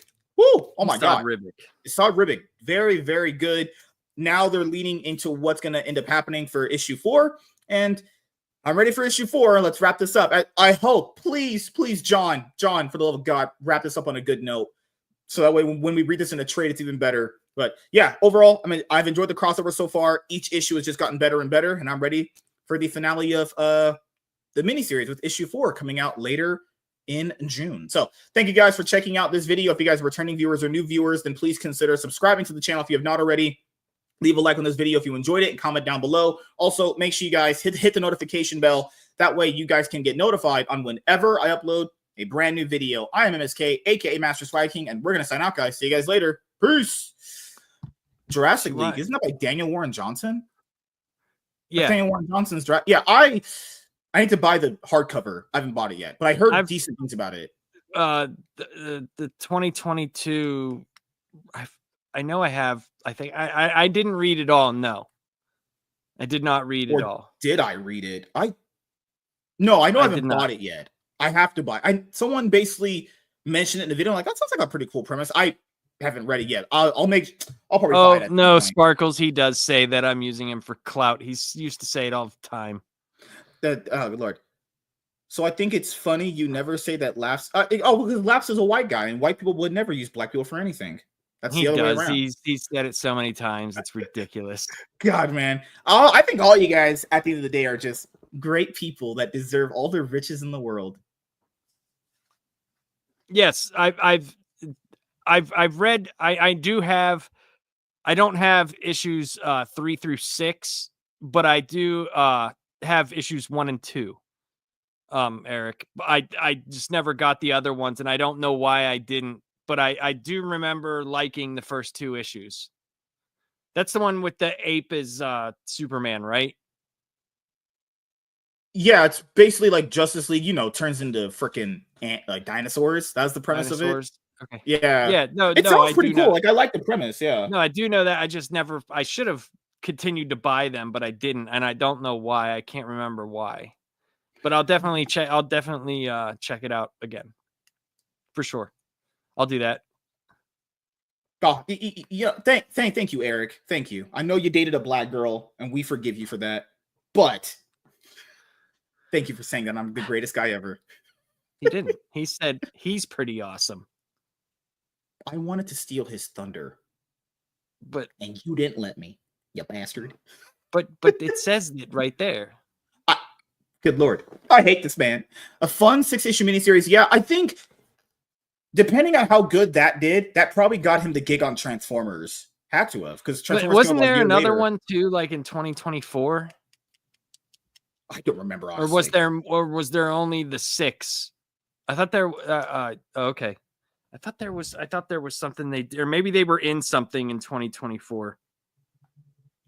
Yeah, that. Oh, that's right. Book. Okay, I'm looking now. They were in Batman: The Brave and the Bold, issue 14. That's what it was. Yeah, I will get that book, and you're fine, man. I will get that book and we'll go over it. It has been a book that's been on my mind, but we have just many other things before that. But no, that's been on the docket for some time. But don't worry. I have a promise to you guys. We are going to do way more reviews and we're going to knock them out. I will be the greatest comic book reviewing content creator on the planet. I will become so powerful. You guys can't even imagine. My brain is going to expand in levels that you guys just possibly couldn't even comprehend right now at this moment. Dude, do you believe me? I only think that, like, if you actually, like didn't have all those comics that you don't read back there, all those omnis, like, you could actually afford a bed. I have to stop this narrative. I have a bed. Miss Sparkles wants on. Let her on, dude. Oh, we're doing a show. She can come on later. All right. So we're doing a show. I'll bring her on at some point. Give me 1 second. She's a white lady. Yes, I read other books other than DC and Marvel. Yes. But I do not read a lot of indie books. No, I don't. But yes, I do. I read like something is what did I read? Something I've is read killing the children? the children. I read some of that. I read a lot of Image books. Like I read a lot of the Ghost Machine stuff. I just picked up. You got the Rook Exodus trade. Yeah. Yeah, I Yep. have that, and I have. Did you get the Red Coat trade? I have all the Red Coat issues. Okay. And I have all the Hyde Street issues. What do I consider indie? I don't know, like something made by some dude who's promoting it on so Twitter. For me, I don't consider Image indie. People know they're what not. Image They're a is. major label. I consider indie what Von Coleman is, basically kind of like buttfuck nobodies that are doing it out in their house. That's what indie would be to me. Like there's no way Image could be indie. That just doesn't make logical sense from how known they are. They're a major publisher right there. I'm not saying you think that, Eric, but when people consider Image indie, it's like, what in the fuck? Are you just a tourist? That's literally a major publisher.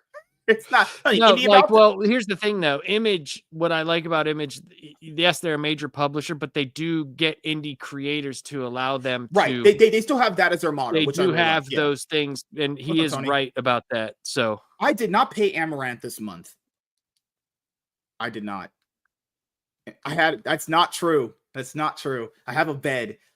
I probably should get a new bed. Actually, what I know, dude, Amazon boxes don't hold up like they used to. I need to get a new smartphone. That's what I need to get as a priority.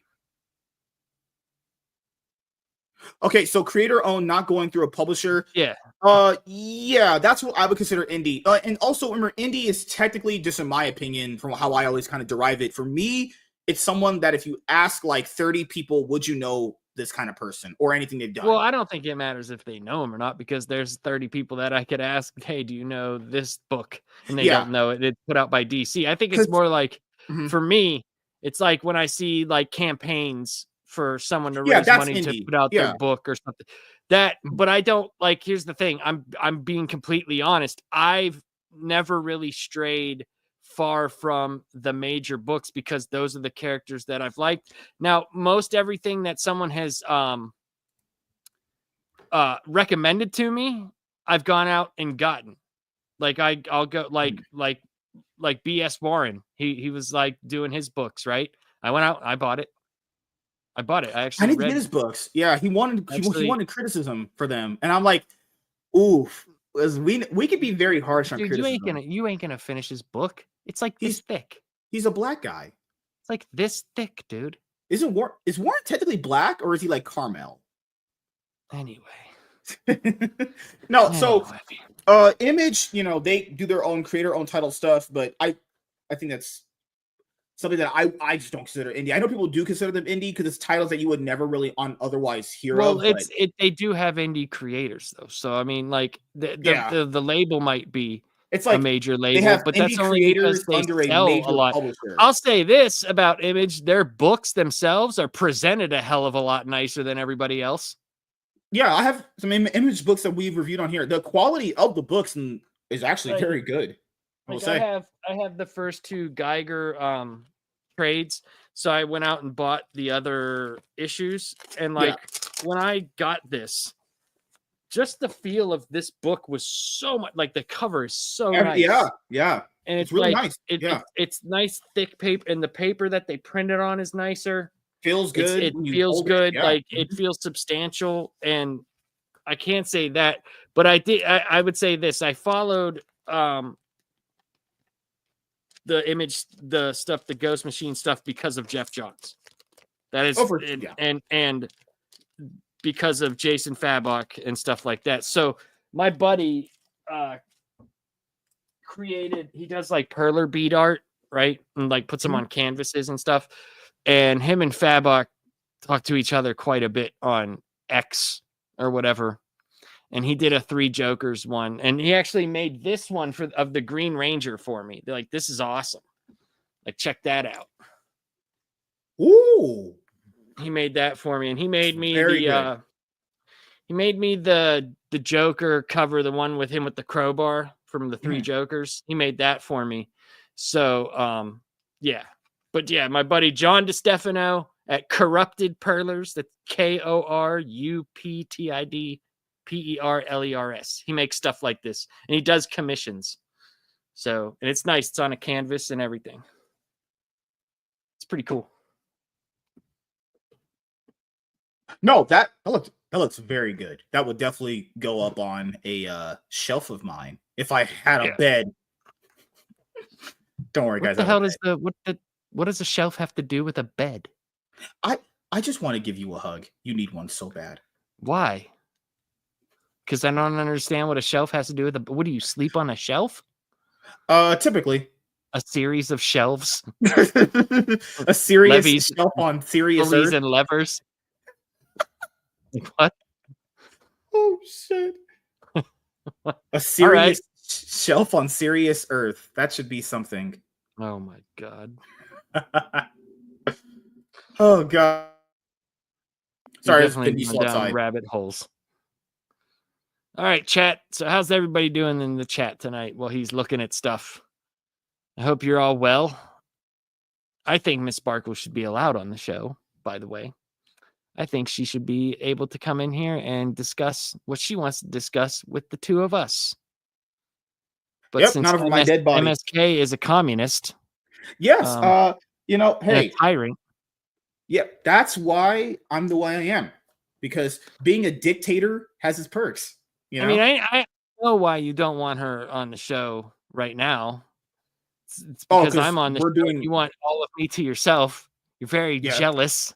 Yes. You're I'm jealous of how my men get talked about, you know? God, Jesus Christ. No, I agree. I agree. We should. This is the rule that I have for the show. I don't take invites from the chat. I never have. We don't do that. That's the rule. What? That doesn't make any sense.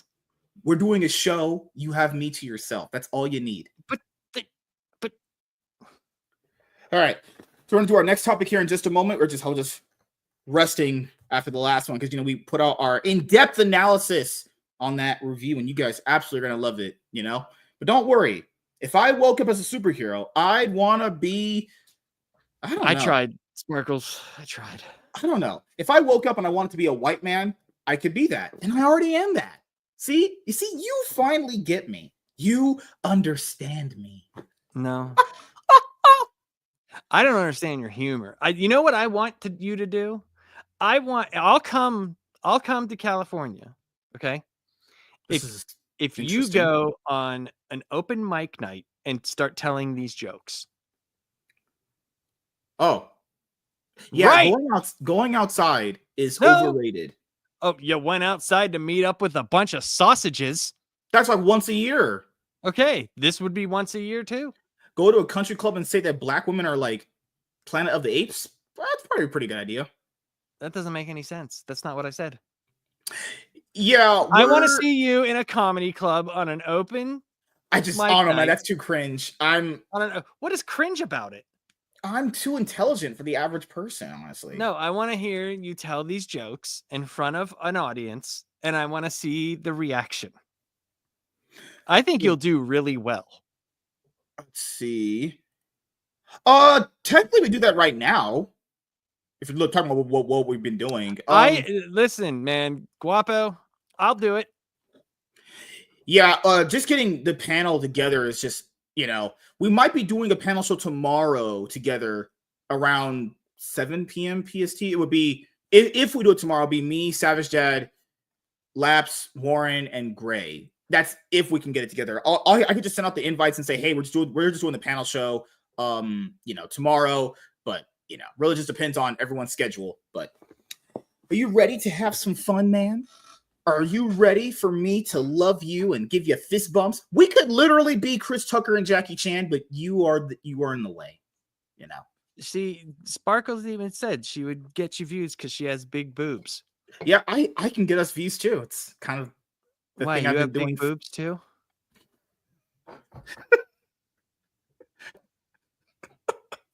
Why were you so serious when you said that?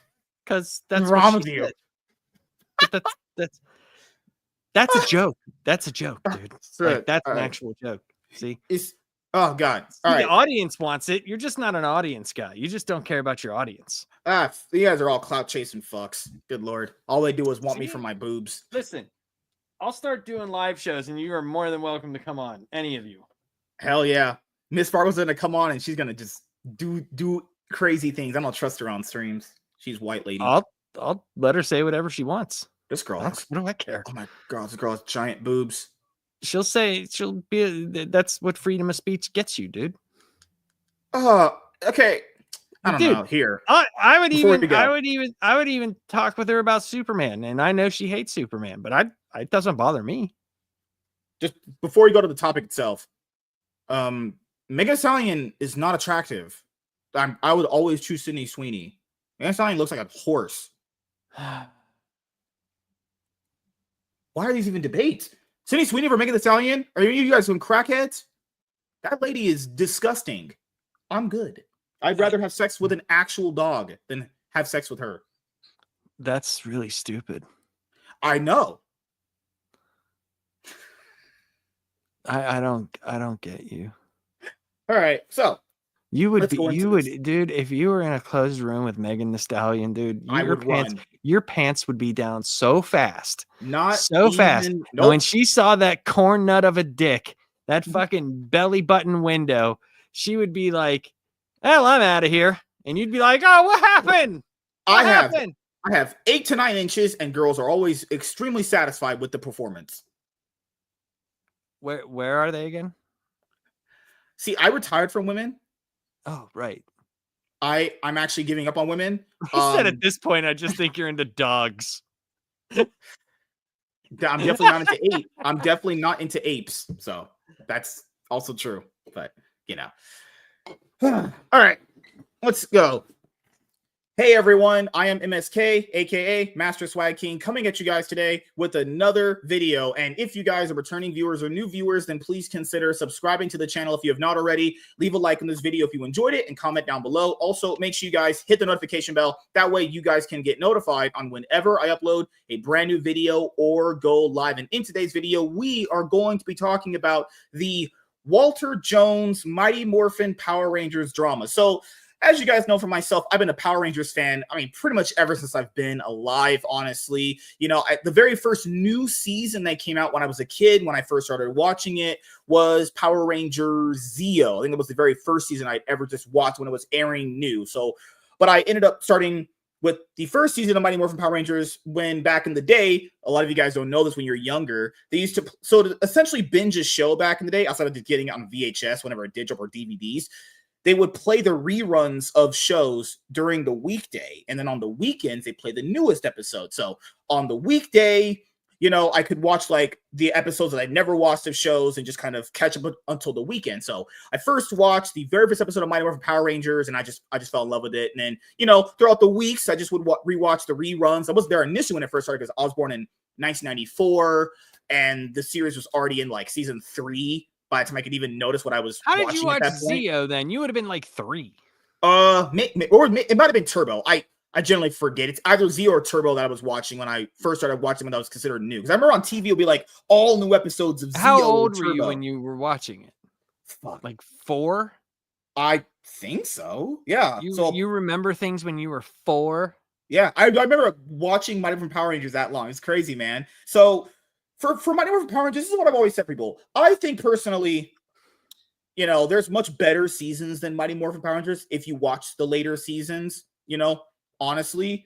So I think Space is better, Lost Galaxy's better, Time Force is better, Dino Thunder's better, SPD's better, RPM's better. I mean, debatably, Wild Force is better, Lightspeed Rescue's better. But Mighty Morphin Power Rangers has had this weird drama surrounding it for a very, very long time. There's so many different ways to you know, remember it. So do you remember the whole like Jason Trini Zach drama? There's the pay and everything. Hayam Saban's drama. That's been drama that's been documented and talked about, God, Lord knows how long, many years at this point. You know, Walter Jones came back for the Once and Always special that they did on Netflix. And Austin St. John, he came back for an episode of like, I think, one of the newest seasons a while ago. And Trini, who was the Yellow Ranger originally, passed away in a car accident back in 2001. So she's, you know, like her story though about coming to America. Have you ever heard of that? Is unbelievable, man. Go look that stuff up. She talks about it in a few interviews. Like she was basically dead on a boat with her family, like dying. Like, I never heard her backstory. It's one of the most amazing stories I've ever heard. And it's Go so check crazy. it out. It's an amazing immigrant story. It's and fantastic. It's so crazy because if people don't remember, one of the main reasons why they left, I'm not saying it was agreeable, and I'm not saying that I know any inside information. Like the whole JDA came in, he was the main face of the franchise. He was more popular. JDF? Yeah.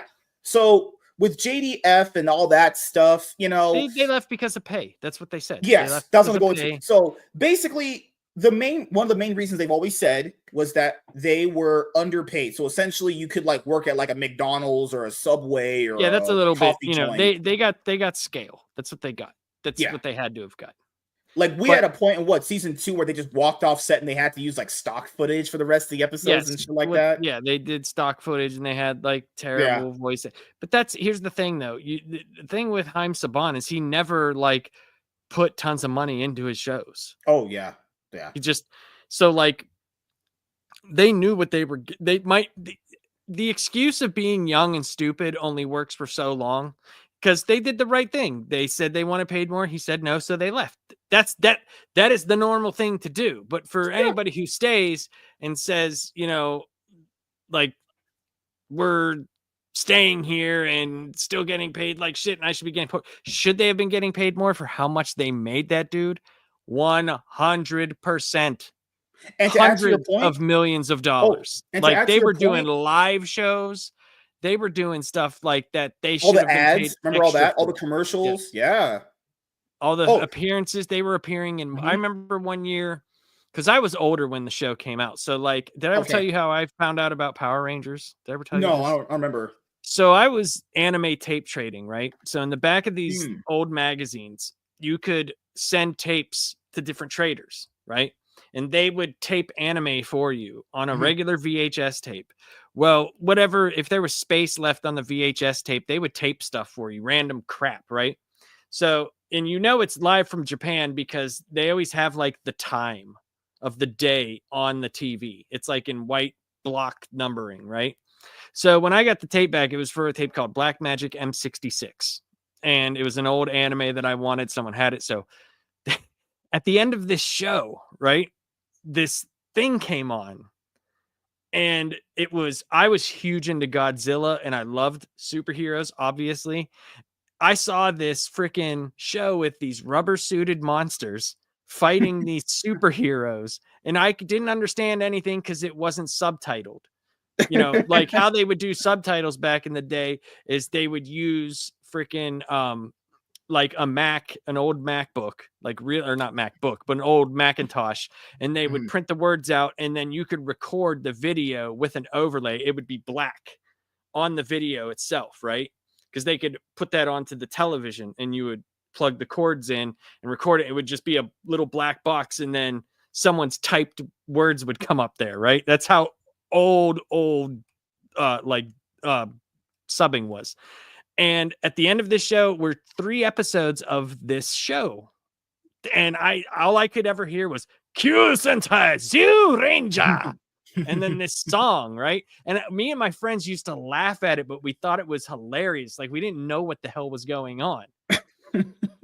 Fast forward like 3 months later, I see a commercial and it's that show, but it's in English. And there's like these people. And I'm like, what is this? Like, I didn't really understand the whole, like, using other people's footage and making your own show out of it.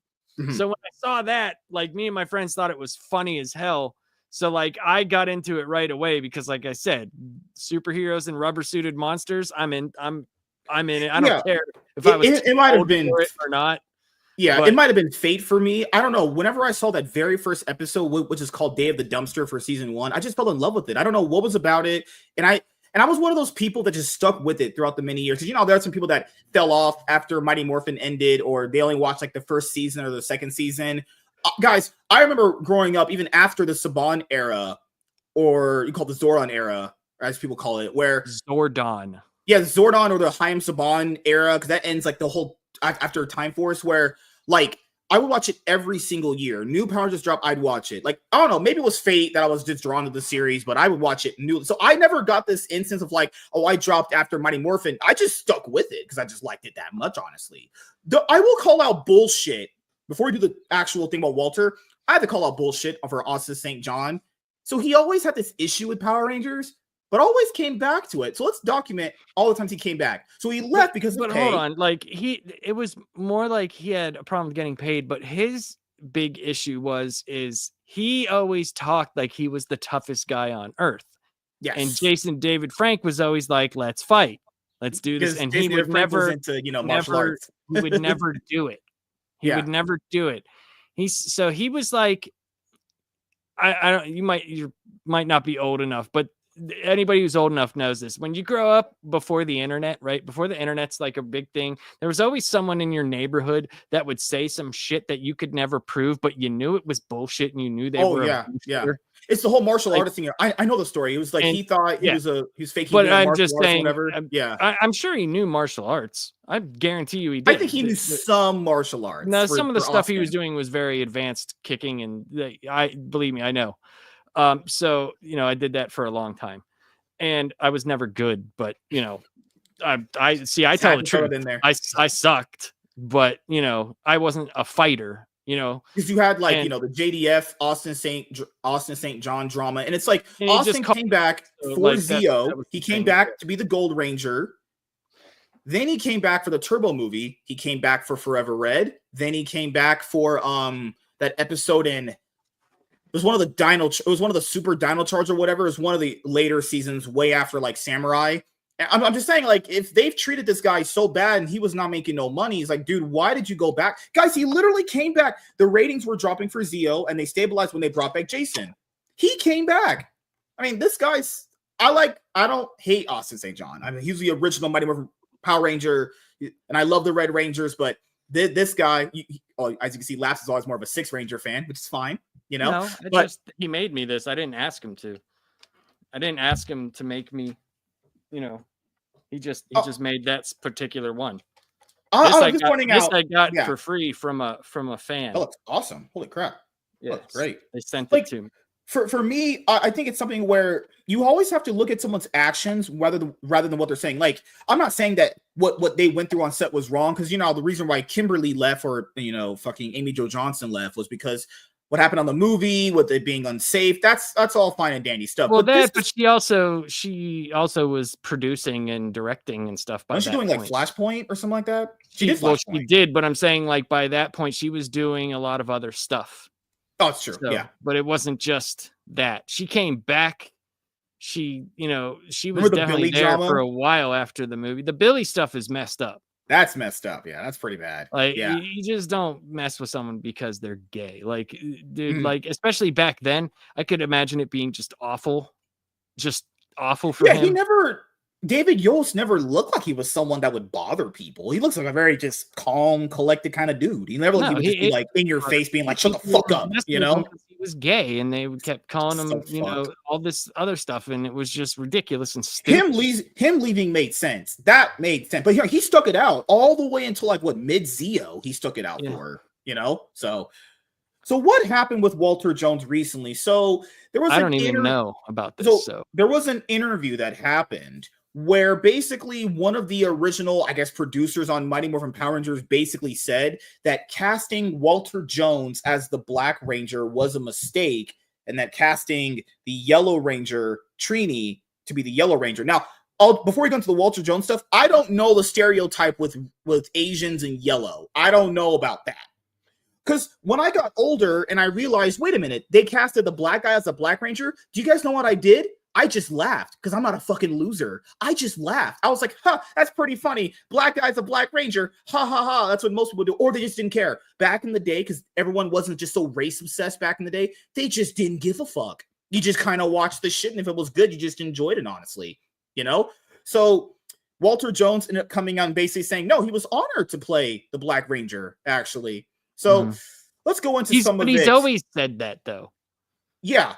And I don't know why that person would say that, though. So you're basically saying that Walter was a mistake to be the Black Ranger? No, like, Zach was a cool Black Ranger. Dude, here's the thing though. Like, okay, so back whenever you're younger, you don't look at that type of stuff as Right. that. Yes. You Yeah. don't, Mhm. because I can tell you this right now. A lot of people liked Zach. Zach was very popular, like really, really popular. Yes. Like everybody loved, it was stupid that they called it hip hop keto, but like what else were they supposed to do? It's a kid show. But Yeah. like him fighting without the suit demorphed was always awesome. He He had the moved most in a unique way fighting that style. Yeah. he looked cool. Like I always liked watching him do stuff. Yeah. Me And you're personally. secretly black from the waist down, so I understand where you're coming from. Okay, That MSK. was you knew that was a layup and you could have dunked on it, but it's okay. It's fine. Yeah, but I'm not gonna go out there and be like, I got a big dick. I don't care about that shit. I'm predicting 8 inches, but nevertheless, Why? Black Power Ranger controversy ignites Hollywood media spin, but the original actor isn't having it. The mainstream media has once again latched onto a retro TV moment and turned it into something it was never meant to be. This time, the target is the 90s kids action show Mighty Morphin Power Rangers, specifically the casting decisions made over 30 years ago. According to headlines making the rounds this week, the show's head writer, Tony Oliver, confessed that it was a mistake to cast a black actor as the Black Ranger and an Asian actress as the Yellow Ranger. Now, keep in mind, we're just talking about the Black Ranger. I don't know the stereotype behind this. I don't know about that. I'm still a little bit like messed up that you like were guessing my dick size. I'm like, my brain. Well, you have like 3 kids for a reason. It must work very good. I'd imagine. Oh my God. Oliver's comments come from the new investigation discovery series, Hollywood Demons, where he claims none of us were thinking stereotypes and that he didn't realize the potential for controversy until an assistant pointed it out much later. And even just that, I remember reading his trash interview. What a stupid thing. He himself went into it not thinking about any of that, but it was only just because it was pointed out to him. He was like, you know what? You're right. You fucking virtue signaling piece of garbage. You stupid. You didn't care when you cast him to be the Black Ranger. No one else did. We were all fine with it. And when we were old enough to find out he was black, we just fucking laughed at it. This is funny. I look at it as the same thing. This is a long time ago, but the thing that happened with Isaiah Thomas and Larry Bird, when Dennis Rodman made a comment because Larry Bird was so good and he was getting all the hype. Dennis Rodman, when Pistons, said, if Larry was a black guy, he would just be another good player. And yeah, I remember that. Thomas said pretty much the same thing. He reiterated it. He tried to say he was joking, but he clearly wasn't. But Larry Bird just said, if I don't care about this, then nobody should care about this. If Walter says he doesn't care about this, this is not an issue. It took place in the early 90s. You can't go back in time and change it. Why is this a subject?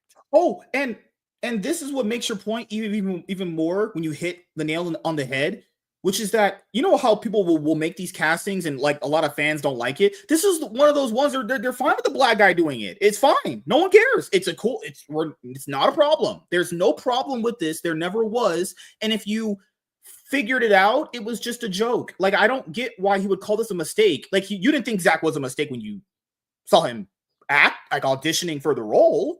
So just because he said it was just because someone pointed it out to him. He didn't even think it himself. They're taking away from what the show accomplished for kids and to enjoy something that could easily, like Power Rangers when it was on Netflix and stuff. Like, I think the first few seasons are still there, but when it was always ratings. highly streamed. Yep. It always had numbers behind it because people go back and watch that stuff. People my age want to go show their kids. I showed my kids. They loved it when they were little. They thought it was great. They were like, "This is so cool." Also, at this, whenever in season 2, they have the new it's the Shogun Megazord, because basically Zordon says you need a stronger Megazord. Whenever Zach would say Mastodon, Lion, Thunder Zord power, you knew something was going down when that theme song would play. Just saying, that to me. When they did that sequence for the Shogun Megazord, that's the best Megazord call out in the whole series still to this day. That's an awesome call out. the show, it's crazy because like they didn't want to change suits, so they didn't adapt like the Yeah. off fighting Die Ranger. But what's funny is Die Ranger is hilarious because the White Ranger is actually this little kid, right? In the Japanese show, and he goes around and he just squeezes girls' tits and like Oh god. sticks his fingers in their butt and stuff. I'm not joking. Oh my god. He'll just be like I, this. He'll go I up to believe him, they should have changed suits. he's got this little hat, Mhm. right? And he's like, "Oh, you got little boobs." It's like, what? I And do people, agree like, die with in their people. show. Yeah. I do agree, people, that they should have changed the suits to match the White Ranger suit. That would have made it look. Well, no, well, the reason why I think they kept that is because if you look at the White Ranger compared to the Die Rangers, Yes. that doesn't match the Die Rangers at all. It really Mhm. doesn't. He looks so different, but it is reminiscent enough to the originals. Right. I agree with that choice. Would I like to see the Die Ranger suits? Yes, because I liked them a lot. I thought they were awesome. But I understood the choice that they did that because in America, you're not used to seeing that type of thing. I don't know what would have happened. I don't know, right? Let's just say I don't know. And you said Saban, as we know, is a cheap ass motherfucker. He'd probably want to just pay to make the suits or get them imported or whatever. Here's the thing though. It's not even that. He actually, that's when he actually started putting money into the show because he had to pay for more footage of that. He actually paid, they call it Zoo 2. He actually had to pay the Japanese people to make more Zord footage and fights in the old suits and add things in, right? So whenever they did the White Ranger stuff, right, that was, they had to use the Zord footage from Die Ranger, but then pay more money to have off, like, unsuited fights. Yeah, because people don't know, the Green Ranger in the Mighty Morphin Power Ranger stuff for the Sentai, that Green Ranger dies. Yeah. He dies. Barai dies. Yes, DAI Ranger. It's called Die Ranger. It was such a mistake, he added, sparking an avalanche of editorial takes, social media chatter, and surface level hot takes. What most of these outlets conveniently left out, however, is the perspective of the actual actor at the center of this so-called controversy, Walter Emmanuel Jones, Ranger, the original Black Ranger himself. Posting to Instagram, Jones addressed the renewed media focus head on. Power Rangers writer admits casting Black and Asian actors as Black and Yellow Ranger was such a mistake. And then you have the first headline right there. And then DEI Ranger. And then this was this Walter's is a great response. series, actually. Die Ranger. It's actually incredible how many media outlets picked this up. However, while some chose to seek out the negative, I've always believed in focusing on the positive. I understand the impulse to address what might be seen as cultural insensitivity, but calling it a mistake would dismiss the impact it had on countless people around the world. Exactly. Yes. Who found inspiration and representation in TV's first Black superhero, morphing into none other than the Black Power Ranger. It wasn't a mistake. It was a milestone. It was an honor. In one statement, Jones managed to dismantle the entire narrative by being pushed far from feeling misrepresented or sidelined. He viewed the role as historic, and he's right. For a generation of kids, Zach Taylor wasn't just a Ranger. He was the Ranger. He was the swagger, which is me. I have that too. The energy, the cool factor, all that's me too. Thank you. This article is complimenting me so hard. I'm joking, guys. And more importantly, Jones was right. He was the first Black superhero many 90s kids ever saw on screen.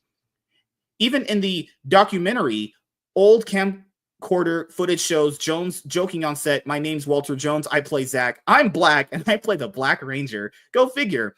It was self-aware, lighthearted, and absolutely not a moment of outrage. It was a cast having fun while making something memorable. Yeah, that's what back in the day was. Walter, like, he even, like, from interviews, even when he was young, like, he like they said there, they had set stuff.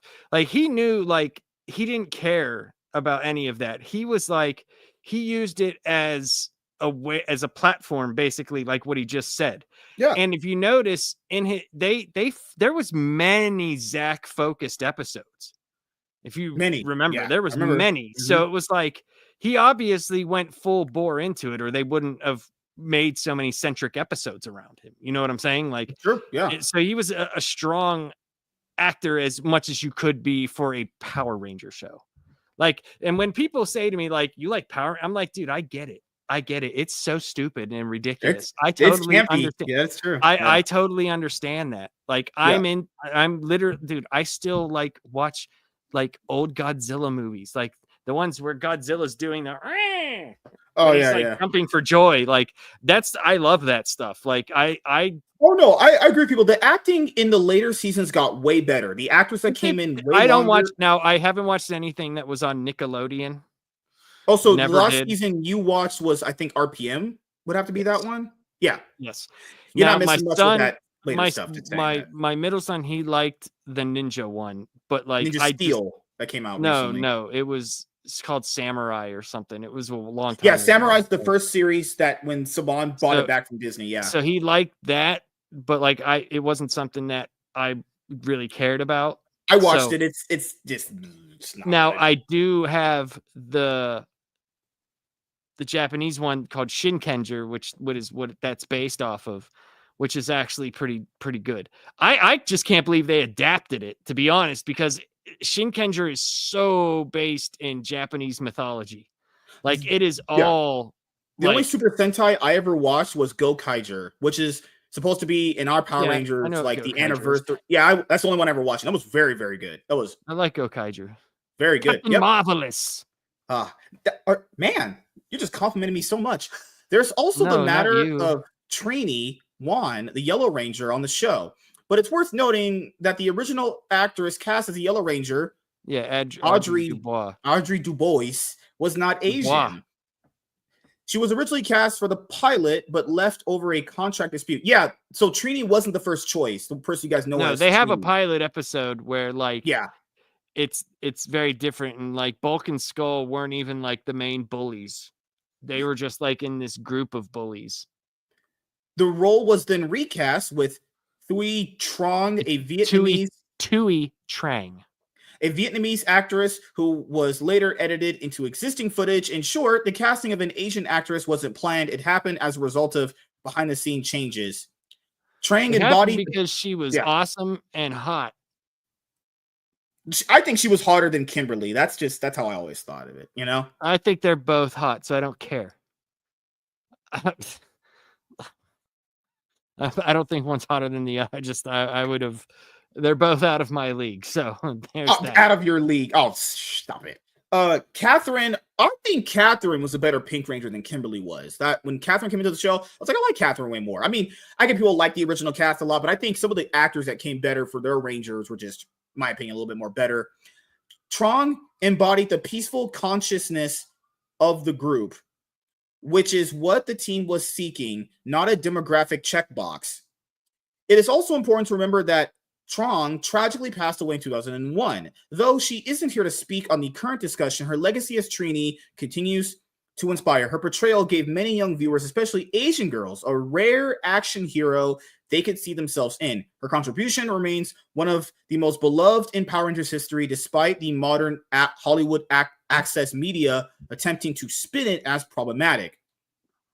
And while Tony Oliver now looks back on the decision through a different lens, the context matters. Neither her nor co-creator Shuki Levy were coming from a US-centric worldview at the time. Levy, who grew up in Israel, previously told Complex, Who cares?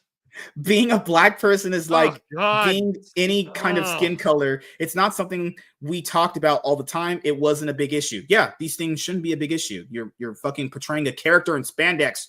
Unfortunately, nuance doesn't trend, and that's exactly what's missing in the rush to rewrite pop culture history. Instead of celebrating a cultural touchstone that meant the world to millions of kids, the media chose to drag the conversation into modern buzzword territory. Thankfully, Walter Jones didn't let that narrative stand. He reminded everyone that Power Rangers gave kids a world where heroes didn't all look the same, and that was the point. Representation wasn't a checkbox. It was natural, earned, and impactful.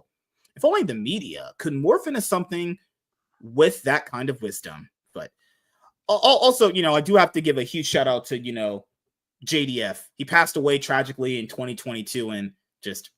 yeah, it sucks he's gone. That guy truly is going to be a hero for a lot of people. But so I'll ask you, man, what is your closing thoughts and opinions on the whole Walter Jones Power Ranger drama with the producer being like, the Zach casting was a mistake. Look, dude, he's 100% correct. He is like, why are we like, I just don't understand. Like, what does it matter? I don't understand. I don't get it. He's a black person and he wore black spandex. What's the negative connotation? That's why it's virtue signaling. These people are mentally deranged. They're what I'm saying is from their point of view, because I don't understand that stuff. What are they saying? Like, because he's black, he was only able to be in black spandex, and that is somehow. I think they're just race. I think they turned to heel. Back in the day, they weren't race obsessed, and now since the media is all race but I'm obsessed, saying, yes, now that they're race, what is the problem from? I don't know either. I'm trying to figure out if none of the fans had an issue with it. Fine. Because a black guy can't be in black spandex because it's doesn't match his natural skin. Is it racist? I don't know. That guy plays the Black Ranger. I don't know. I don't get it. Okay, I guess he says because people think it's some kind of undercover racism. But here's the thing: like, if he was like, say, the Blue Ranger, right? Yeah. When they make a crib reference for like gang related violence, then would it have changed the show? That's the thing. It's like, would it have? No, it would have just been that Billy was the geek and he was the Black Ranger. So I guess I could go a little bit further in your point. Maybe I'm just saying hypothetically. I just don't know what the problem is. Like, I just don't. I'm maybe there was a minority of fans that thought, oh, they just casted a black guy to be the Black Ranger because of racism. But then again, if that's only 5% of the fans and 95 thought it was fine, but why would but here's the thing: if it was racism, they never would have casted the black guy. That's the thing is, if they thought it was racism, why'd they cast him to begin with? I wouldn't have casted the Asian person or the Indian person. Like, I don't understand. I think it's because Power Rangers hasn't been in the headlines for a long time. It's been, not dead, but not as viewing. It's been pretty much dead. The ratings have dropped off with those later shows. This had to have been a way to put Power Rangers kind of back in the mainstream headlines. It has to be. It makes no sense logically. No one found it a problem. And I would imagine, since the world is very big, there was a very small minority that maybe thought it was racism, but their opinion should matter. For the reason why it should matter is because the main actor himself thought it was fine. And then the person that made the comments said they originally thought it was fine until they were pointed it out by someone else. So good Lord, man. But yeah, congrats to Walter Jones for all that you've inspired to people being, Zach, actually. My favorite Power Ranger season is in space. I think Mighty Morphin is insanely overrated when there's just much better seasons. But if Mighty Morphin is your favorite, that's perfectly fine, But just wanted to make sure I covered this because I know there was people that told me there were Power Rangers news in the news cycle. And I was like, you know what? Probably should get my opinion on this. And I know Laps likes Power Rangers as well. So I figured I have that white guy perspective here because, as you guys know, I'm a white black guy myself. So yeah. There was nothing wrong with the casting decision. It was completely fine. And if you found racism in that, you need to go outside and literally touch grass. That's what I would say to you. And I understand that Eric the Guapo. That's what I'm saying. Like, it's the mental gymnastics that people have to go through to fit a narrative. Crazy, man. And it's like they seem more racist than anything. Yeah. Like, none of this stuff bothered the majority of people. None of this did. I really don't know. I'm just saying that's just those comments are so disrespectful. To be like, no, casting him was a mistake. It's like, that's just kind of mean. I said, I never, I'm just being honest. I was, like I said, I was older out of that who the show was geared for. Mm-hmm. But even that, I never looked at it like he, it was like, I didn't look at it as like how Walter looked at it, where he was the first black superhero type person. I just was like, I like Zach. Mm-hmm. So Like, I never, you know what I mean? Like, maybe it's just I don't see things in that way. I just don't because I don't care. The Martin Luther King quote. Remember, you judge the person by the content of their character, not the color of their skin. I've always run on the dicketry scale, whether you are a dick or not. That's how I don't care. What is that essentially falls under the same scale, but I get your point. But I just don't understand. Like, we're different colors, so what is that? I hate you. Like that. What? Like, that's so stupid. Like if you were to talk to me about black people committing a lot of crimes and them doing that, I would be like, I agree. But I would say this. Like, why would I even talk about that though? No, but it's one of those things where, like, I just don't get why people are just so race obsessed. Now, in this case, you just said it there. No. In this case, like, you just did.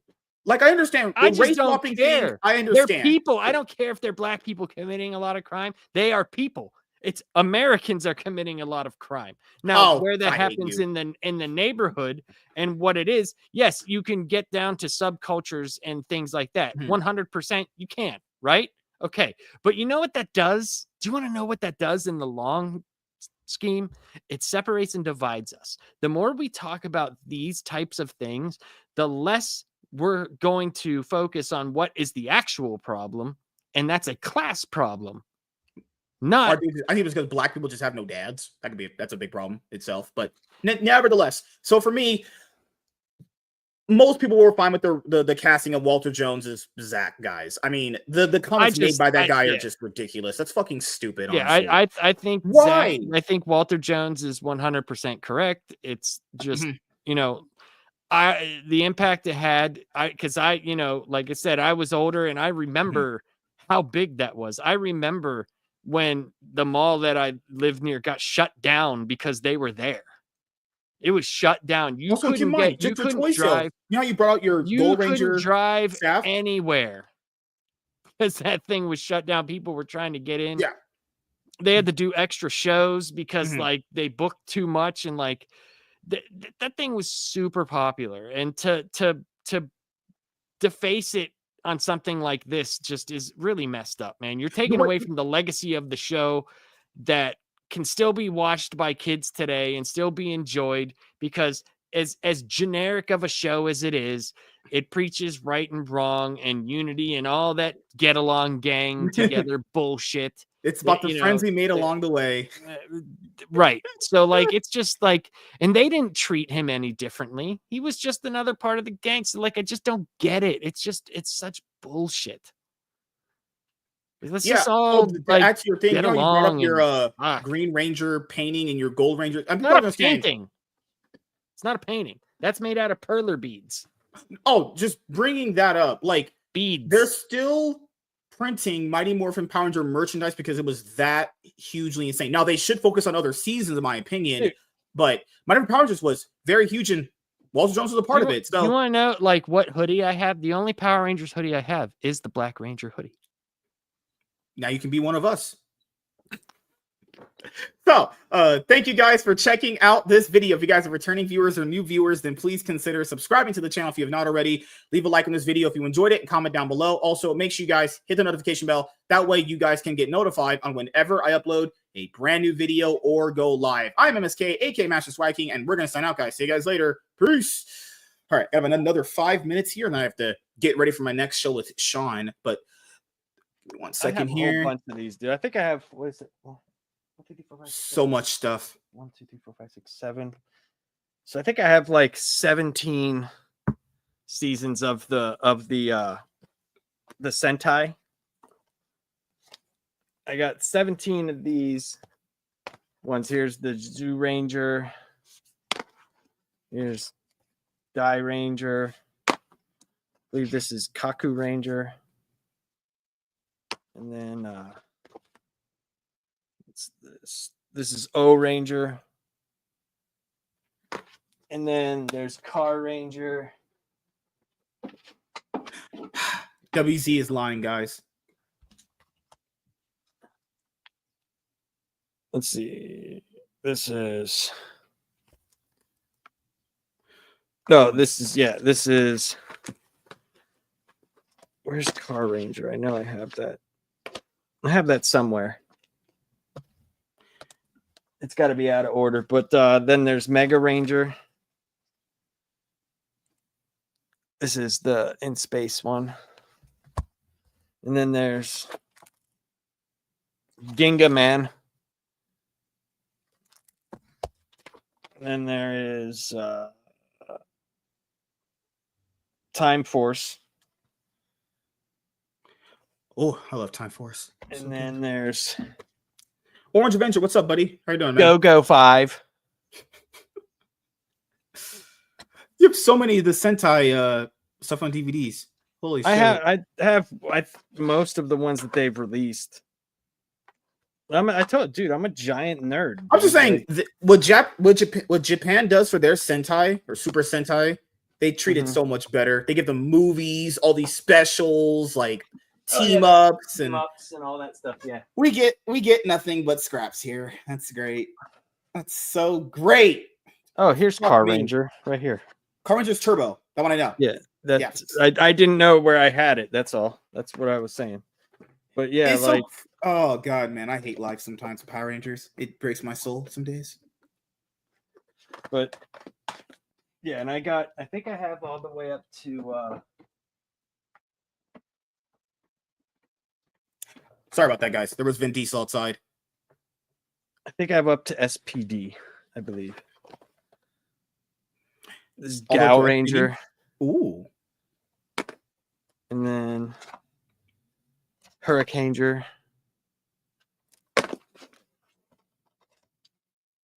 Oh no, this is Abba Ranger.